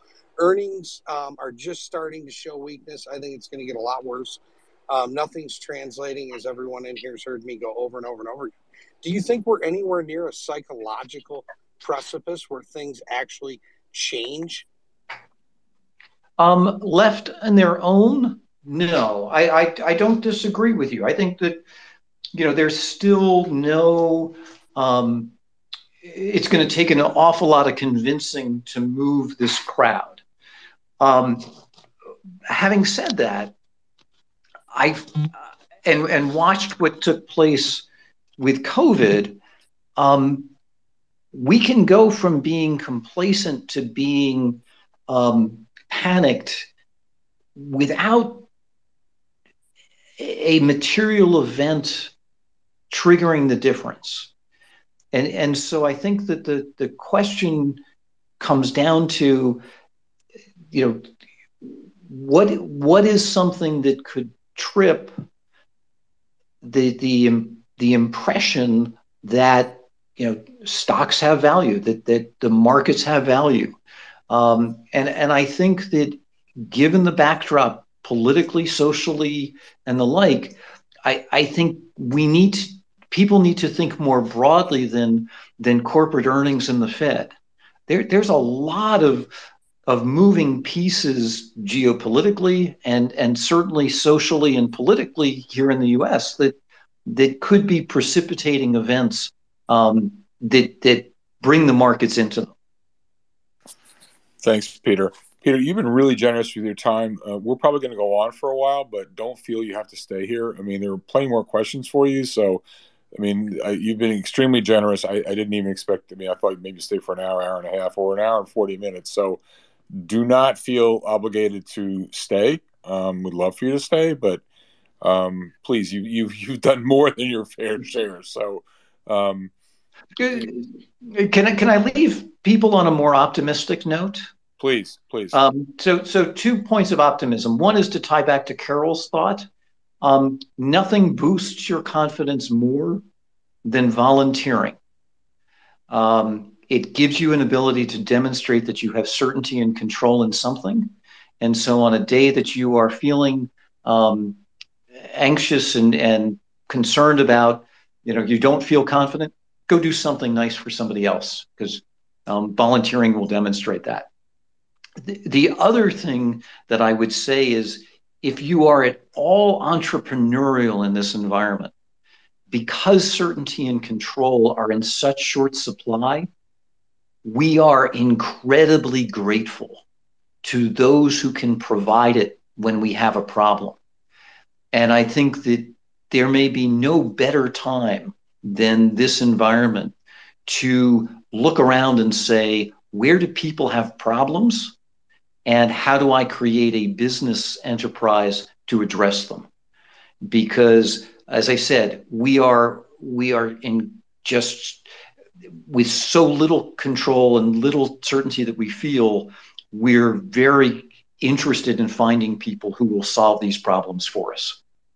Peter, that is absolutely brilliant. And I'm just chuckling to myself because I'm up to a couple things which some people in this room know about, and we'll see. As a matter of fact, not to blow my own horn, but I'm the most unlikely social media personality.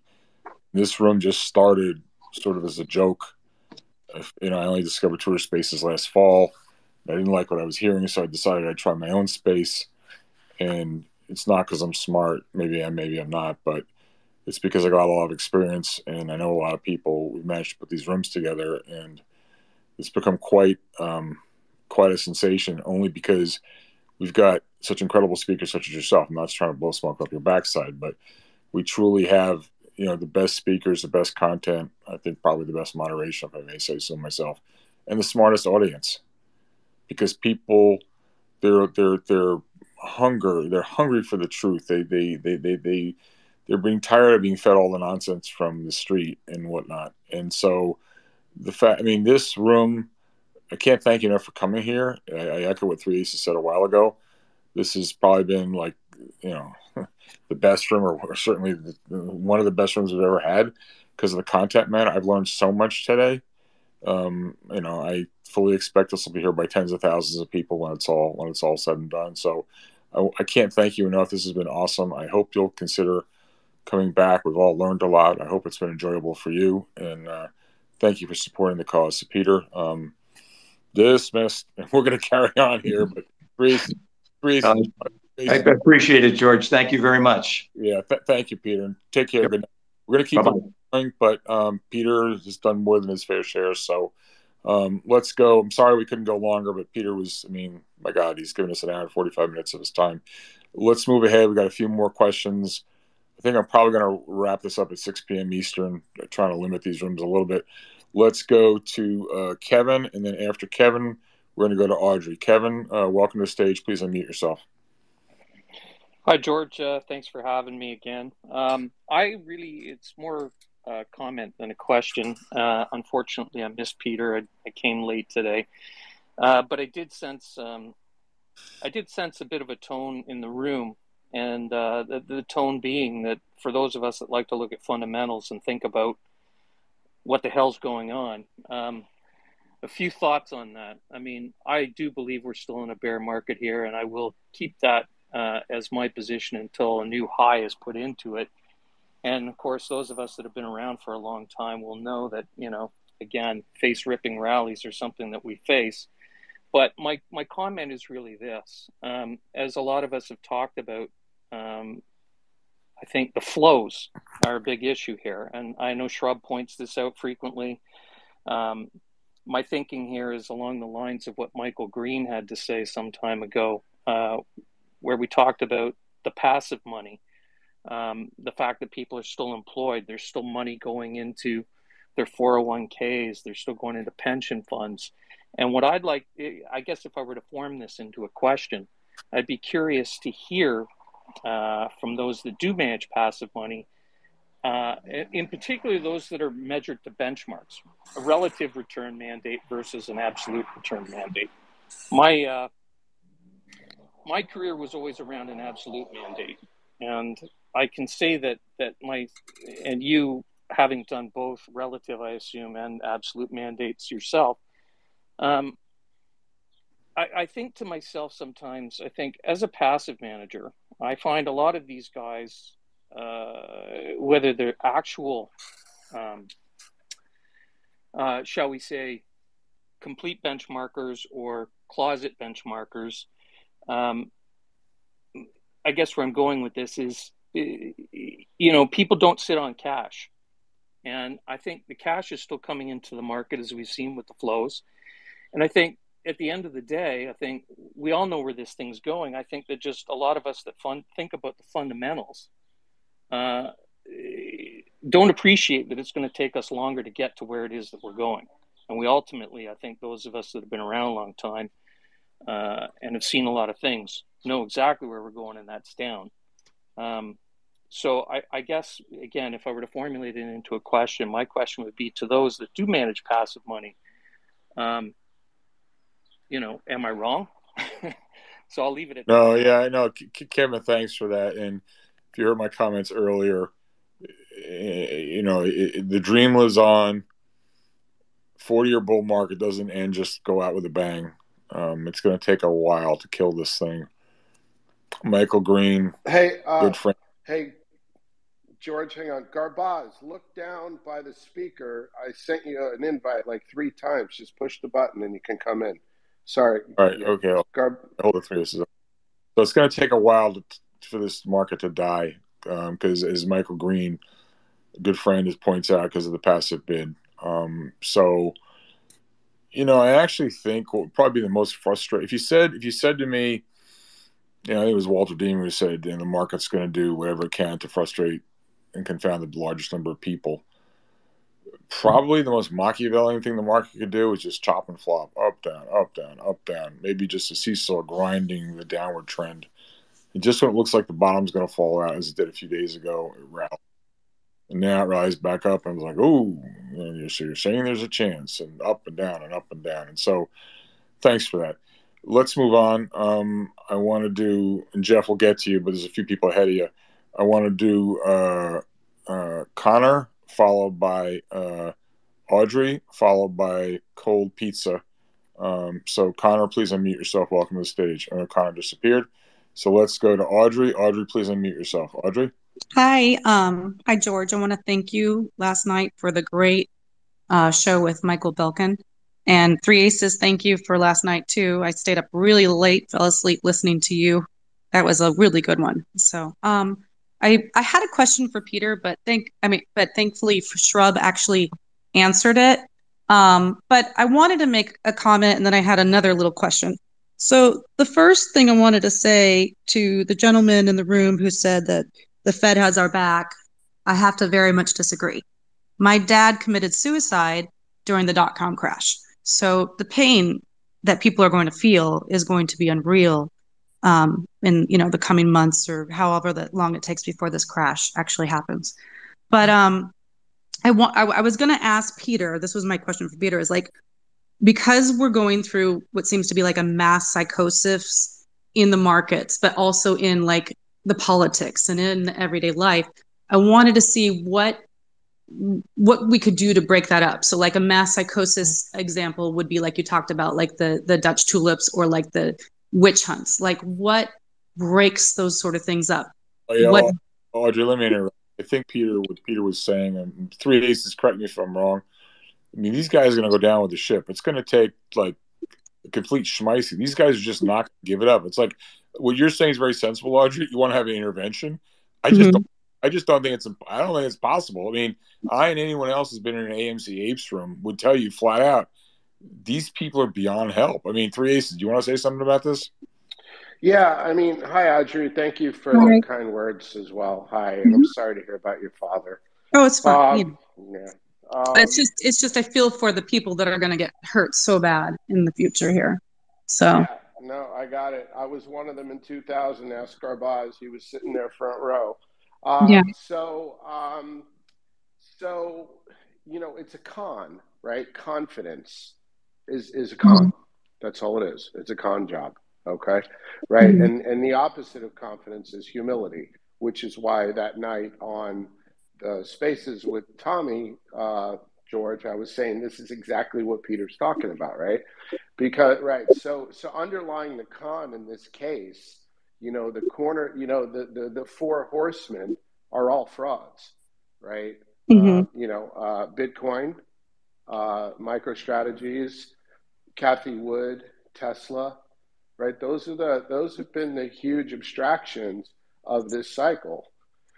Right. So the theory is the greater the confidence, the higher the price, the greater the abstraction. Right. Yeah. And so the opposite of that is, collapse. So, right. And it's not just with those four frauds. It's politics with the media. Right. It's even today. Even today, George has the collection of analysts that George has, from Jeff Garbaz to, everybody, too many names. These people aggregately are paid $100 million a year by the top hedge funds and portfolio managers in the world just for their advice. They're analysts, they're buy-side researchers. George brings them on here for free. One chart after one discussion after one quantitative analysis after the next, right? Trying to put a rational analysis on an irrational thing, right? And look at today. Look at today. We have a quarter of negative GDP growth. We're in a quarter that's arguably negative. Europe is melting down, okay? Rates are rising. Liquidity is being siphoned out of the system, and the con marches on. So right. Sorry. Oh, real quick. So my question is I guess when you have all these really smart people on, when they're looking at the technical, are they looking at the technicals at those fundamentals? Sorry, my bad. I accidentally hit the mute button. I'm sorry about that. So Audrey, keep speaking. You can speak now. I hit the mute button by accident. Unmute yourself, Audrey. Okay, sorry. So my other question was, you're bringing all these, superstars on, and you've got like Michael Belkin, or you've got, Paul Tudor Jones saying, I don't want to be long stocks or bonds or anything. Do you think it's more the technical fundamentals they're looking at, or do you think it's more the macro that they're looking at? They're looking at the fact that there's going to be a famine, like 20% famine is, I mean, we're at 20% excess money in for like a normal American household for their amount of food purchases. So Audrey, do me a favor, go to George's YouTube channel, and I want you to watch the presentation that he and John Roque put on at the CMT. It was about a week and a half ago. There is no better current piece of research that touches all four corners of the room, from a quantitative and technical, macro, and sentiment analysis of where we are right now. You will not, you could write a check for $5 million and won't find that a piece of research that relevant to what's happening today. Hey, 3 Aces, easy boy. Thanks for the compliment. But no, thank you. I'll watch it. All right, thanks. Thanks for the question. Thank you. I want to move on. We're gonna do Cold Pizza, and then we're gonna do Jeff Garbaz. Cold Pizza, what's up? Hello, George. It's a pleasure to be here. I fall into the younger camp. I should probably be in one of those, AMC ape rooms, but I tend to be a contrarian. But I guess what you spoke about with Peter is really interesting. The whole psychological aspect. And the concept of narrative economics. I think today I saw Elon Musk make his profile picture Bored Ape Yacht Club. And so that's an NFT. I'm not sure how familiar you are with this concept, but I think it's pretty notable in terms of, peak narratives and froth in the markets and echo chambers and people feeling invincible. As somebody who's traded equities institutionally, with a prop shop, I was trading the GameStops of, back in those times. And, it feels like this hot ball of money that's been injected into the market after, with all the stimulus, it's moved from, Bitcoin into GameStop into Dogecoin. And as this ball moves around, it's shrinking and it's moving towards more liquid assets. And I think it's made its way into NFTs now. And so you have Elon Musk, putting up this Bored Ape profile picture, and he might be trolling. No one really knows. But the reaction from these holders of the NFTs is really telling, right? Like they're all trying to latch on to this narrative that, oh, Elon bought Bored Ape, like we're going to go up, without realizing like a $400,000 JPEG file of a monkey. I think it sums up essentially everything that's been talked about throughout the course of this chat. And I could go on for hours, to be honest. I'll try to cut myself off and let you go, but it kind of rings home sort of everything that has been spoken about. And I truly believe we're getting towards the end. I'm somebody who, just before, George, just so you know, like I'm somebody who traded equities institutionally. I've done accounting at Big Four. I have this trad background. I've traded the meme stocks. I've been in the narratives. I've developed the narratives, right? I've been in these chat boards, right? And I'm on the other side, and I provide criticism and negative feedback and commentary on these NFT projects. I mean, I get like death threats for saying one bad thing about these certain projects, right? So it just really, everything that was talked about really resonates. So sorry to hog the mic. No, I appreciate that. I appreciate that. And I'm just going to pivot here before we get Jeff Garbaz to speak. People, thank me for these rooms. It means a lot to me. It's great. We're raising money for charity, but someone just DM me, and I want to cry when I read this. This is not the first one I've got like this. I just got this 5 minutes ago from somebody. I first heard you in an ape room.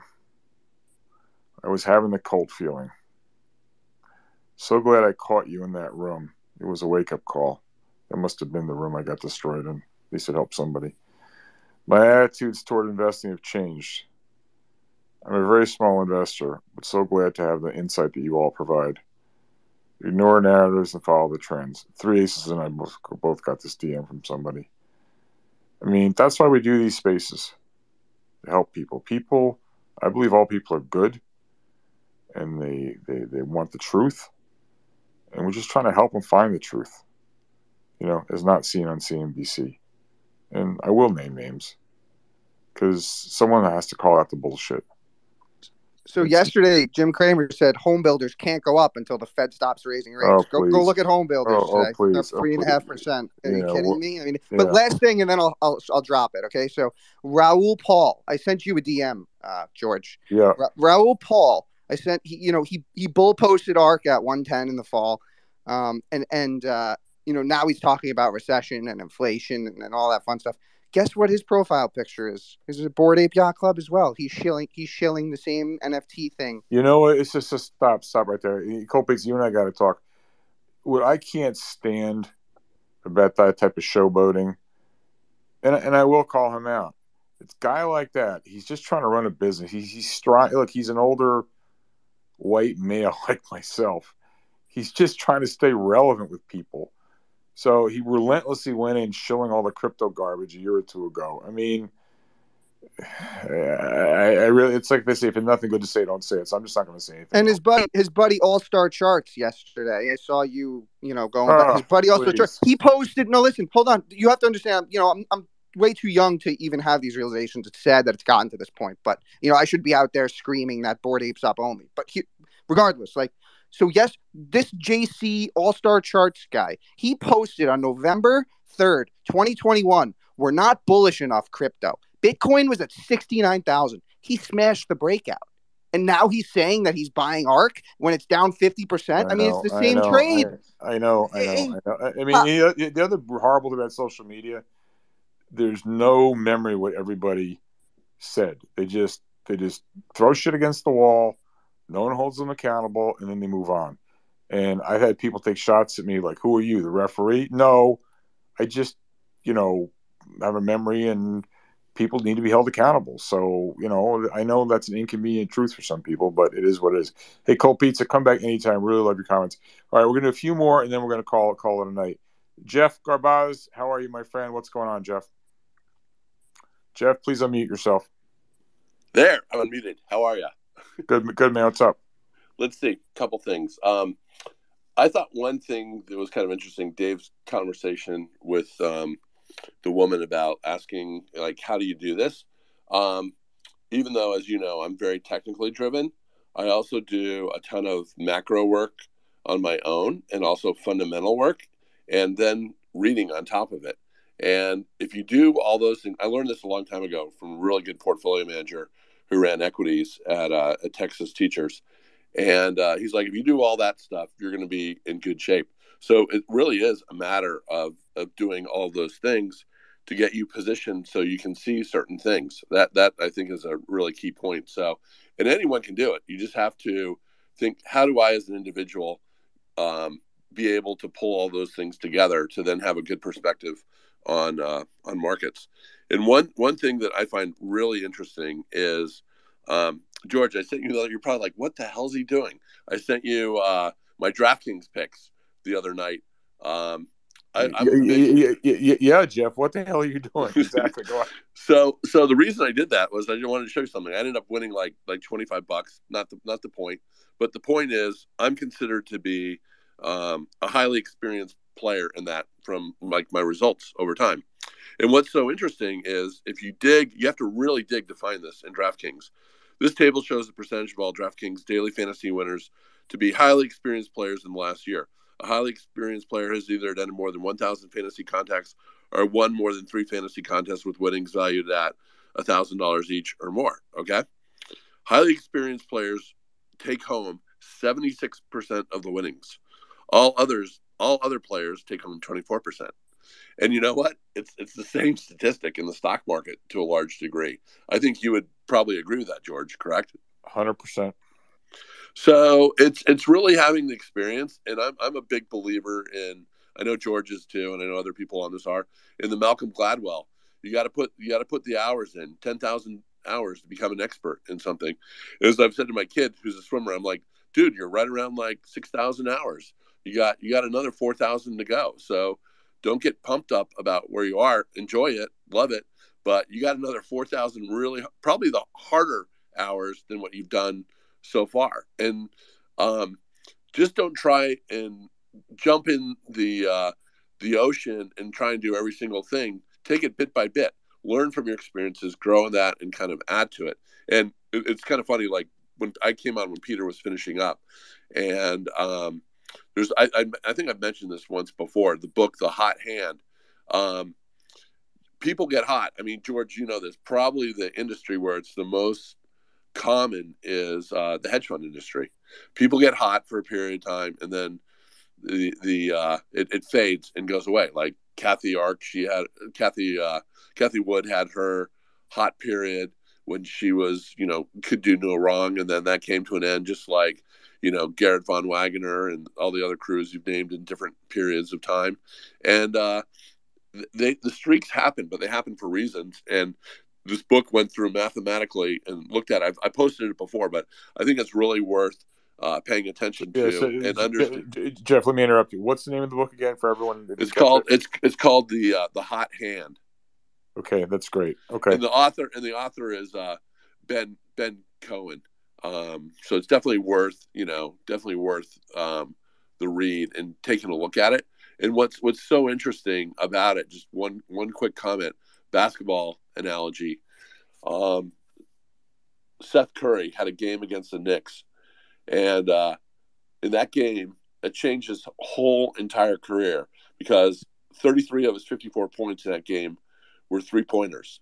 And he remarked after the game, he said, "The most locked in I've ever been. Anytime I got a glimmer of daylight, I let it go." The feeling that Curry described gave him a sense of confidence, one which carried well beyond the game. Before the game, he averaged 18 points and 5 3-pointers a game. Afterward, he averaged 26 points a game and increased the number of 3-point shots to 10. Within 2 years, he was the NBA's MVP, and then a year later was the first unanimous MVP in the history of the NBA. Streaks are really, be aware of when you're in a streak and really try and take advantage of it, and know when you fall out of a streak too. It's interesting. Shakespeare wrote King Lear, Macbeth, Antony and Cleopatra in 1 year. Does anyone know why he wrote that in 1 year? Please do tell us. Because London was going through a plague in the 1600s. So all he did was hunker down, and he just wrote and wrote and wrote and wrote. So there's reasons why these things happen. So, try and think these things through and enjoy those periods of time. That's all I wanted to throw out today.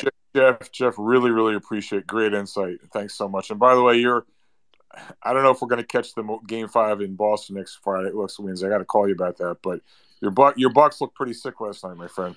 Oh, they were heinous. They did not look very good. They tried to come back and they just couldn't do it. So we'll see what happens when they go to Milwaukee.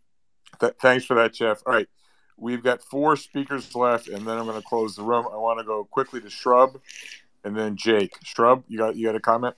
Yeah, just because we were talking about investor psychology, the one book that I recommend, which is my favorite book actually on investing, is The Gambler by Dostoyevsky.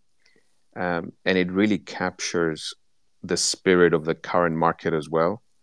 That, the gambler was, he was doing it for a higher cause and he was a good player, but then he just goes deeper and deeper and becomes obsessed. And I think this is what, to the 10,000 hours that you need to put in this game, I think you need to put this same amount, if not more, to control your emotions and, just suppress that gambling instinct, because I think that's where a lot of people are getting fucked, if I can use that expression. So you really need to control the gambling aspect and just realize, it's your money, it's your family's money, it's money that can help do good, or it's your investors' money. So I think this is where people are getting really sidetracked, especially in this market. Thanks for that, Shrub. Always appreciate it. All right, so Connor is back. Connor, we lost you before. So Connor and then Jake. What's up, Connor? Please unmute yourself. Hi, George. Thanks for the spaces. A regular listener and a first-time speaker here, so thanks for having me up. Just on the topic of kind of the mania behind the meme stocks and crypto.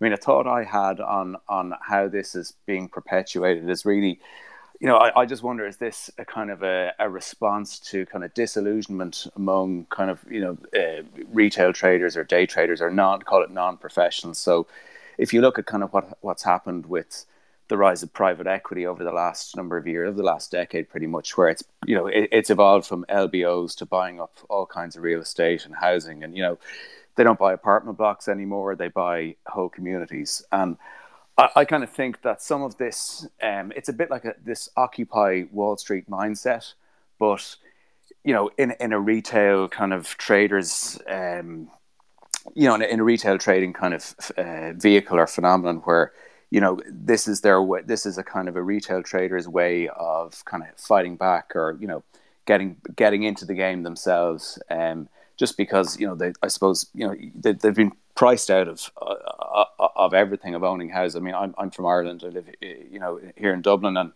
it's impossible for younger people to buy a house. And so, but, you know, they're all in crypto, and they're all in these meme stocks. And I think really it's kind of become this kind of desperate lottery mindset born out of disillusionment. And, you know, I went into one of these ape rooms just out of curiosity, and I think they were talking about AMC, and they were talking about how they like AMC because, you know, they like the community, and they, you know, they want to support each other. You know, obviously, you know, total nonsense, no financial analysis or anything like that involved. So, I mean, it's a pity Peter it isn't on the call anymore, just for, you know, in terms of getting his take on the crowd psychology aspect of this. But I just think this is, you know, this is kind of a reaction to the kind of financialization and crowding out. So Connor, I have to interrupt you. Were you on the call from the very beginning? I wasn't. No, I joined about halfway through. So so Peter did speak to that, and it's exactly, you might imagine the answer he gives exactly what you're alluding to. It's exactly what you're alluding to. People feeling left out, pissed off, you know, and so they band together, and there's a sort of a revenge attitude about the whole thing. So no, your gut instinct is spot on with the question you're asking. So thank you for the question, Connor. I'd like to kind of move the room along, if you don't mind, just because I'm getting a little bit tired. Sure. Yeah. I want to. Thanks, George. I want to close the room. My pleasure. We're gonna do Jake and then Jay. Jake, please unmute yourself. Jake. Apes. We're not leaving. Jake. Hello, we're not leaving. So I heard about this MC Theater closed now. So what's the deal with that? What's going on there? Wait, sorry, what's the question? I asked the question, what's going on with the theater shutting down, the CMC Theater? Why are you guys shutting down? What's the deal here? All right, I don't know what he was talking about. He's got the wrong room. Three Aces, did you make any sense to that? I don't know what that plat that guy was on, Three Aces. Yeah, I think it's martini time for Jay. All right. Hey, Jay, I think you're going to be the last question. Jay, what's up? Please unmute yourself. Hi. Good evening, George and Three Aces. You have been both of you have been hosting some very amazing spaces. First of all, thank you for that, George. I want to I would request you to put your auto analyst hat back on. You mentioned that you started as an auto analyst. Now, you are aware that the mass production started with Ford, but eventually the automobile actually moved to the South Koreans and Japanese actually outperforming in that space, right? Now, you, Three Aces, everybody has, and I also have the same view, that Tesla has gone too far beyond in the EV thing. Are you seeing any particular side in the auto industry, any region, which is actually very well disciplined to capture this trend in the longer term, or are Jay, I'm gonna have to interrupt you. It's a great question. It's just not for this room. This whole room has been about investor psychology and behavioral finance, and so we're trying to stay on point. So thank you for the question. Please bring it up in another room. Three Aces, did you want to say anything before we say goodnight? Or I'm gonna ask Three Aces, and then I'm gonna ask Carol. Carol, you can make a pitch. Actually, you know what? Hold on. We got one last one. I'm gonna allow Mark Newman. Hold on. I'm gonna allow Mark Newman, but he is the last one. So Mark, you're in under the buzzer. Keep it tight. We're about to close it, but I'm gonna let you ask the last comment or question. Mark, I just think what's up. Hey, can you hear me? We got you. What's up, real man? Quick, so we're talking about market psychology, and I think it was Three Aces earlier who said it's a con, right? The Fed's activity. And let's just for a second, and I'm sorry I caught it only the second hour of this show. I don't know if anyone touched on it earlier, but I was listening to Powell. The first thing he said, right? He addressed the people, the plebes, and said, everyone, I want you to understand, inflation is serious, inflation is real, we're on it, and inflation is too high. And then about, I don't know, 6-8 minutes later, Steve Leisman, Mr. CNBC, he teed up Jay by saying, what do you think about 75 bips? And he said, no, that's not going to happen. And from right there, okay, that was about 2:45 p.m., I counted at least 35 to 40 1,500 mark ticks on the index, which meant 1,500 stocks in the universe of the U.S. were going up. And that happened 30 times in the next hour, okay? Not even. It was like 45 minutes between 2:45 and 3:30, which meant it was like a all-for-one buy program, massive FOMO, and we saw cryptos go up. I look at about 200 stocks on my little one of my pages. I couldn't find one that was up less than 2%. So this, when Three Aces said it before, I think it was him, about the con. And that's exactly how this is playing, right? In terms of psychology. We know that over the last few weeks, not everyone, but a ton of people have sold a ton of stuff. Maybe not enough, who knows, we'll see what happens. But there's a lot of people who are way down in their gross exposure. So today's action with Powell playing the I'm a dove in the short term, even though he started the whole conversation with inflation, just proves how it is that thing that Three Aces said. It's a con. It's just like, let me keep the game going. And I think the woman he was talking to at the time, I don't remember her name, sadly, she told of her father. What a terrible story. I look, that's a serious discussion because there are a lot of people who believe the Fed is out there to do good for the people. You know who's out there to do good for the people? George and Three Aces. Having rooms like this, the anti-Jim Cramer guys, those are the ones. So when you get those DMs, George, that's because you're doing real work and you're really showing people the true story. And a lot of these people, the financialization of everything has led to a lot of cons. The other guy, the younger guy who came at the end talking about Musk and Raoul Pal or whatever, they're playing that game, keeping that game going. So I think it's very important. Even Michael Belkin yesterday, right? He said it's 4 to 6 weeks away. He thinks some problems. I had discussions with people today, and they were like, oh, look at what you got ripped right in your face. I said to them, I didn't say 4 to 6 hours. I said 4 to 6 weeks. So this is how it sets up. And I think the FOMO today, the FOMO we saw today in that post-Fed bullshit crap was people jumping in. So we are setting up still for the psychology. And your younger guy who came in at the end talking about all the chat rooms, he's on it. We're on it. And it's impressive to see a young guy with that view, probably because he's been listening to guys like George. So everyone just really take a breath after today and be like, look, that's not the sign of a healthy market. It's just not. I think Sentiment Trader said the last time this kind of a move happened on a Fed day was like March 21, 2000 or something. We know what happened 3 days later. It was the top. So everyone's just like, understand. Everyone is hoping and praying that the game continues. The ones who are listening to space rooms like this realize that it's on borrowed time. And I think that's where the psychology is really important, to not get thrown off by one day like today, but to understand that greater picture. And George, always, you're doing great work here, man. Keep it up. Mark, thanks for your kind words. Thanks for your insight. We all benefit together. So we're going to go to Carol, who's going to plug the last. Carol, remind people of what we're doing here with World Central Kitchen, and maybe specifically speak to where we are on the pledge and how every dollar people give now is going to be worth $2. And then we're going to have Three Aces close the room. Carol, the floor is yours. Okay. Well, right now we're at $105,880. And when Alexander made his very generous matching gift pledge of $50K, that was back when we were at 81,200. So we need to get to 131,200 of $50K that we've raised. So we're for Alexander to match it with another $50K. That means we're $25,320 away from getting there, which I'm sure we can accomplish in a couple more spaces and today's space combined. And just a few housekeeping notes. Anybody who wants stats on how many people World Central Kitchen has fed and so forth, they're posted in my Twitter feed.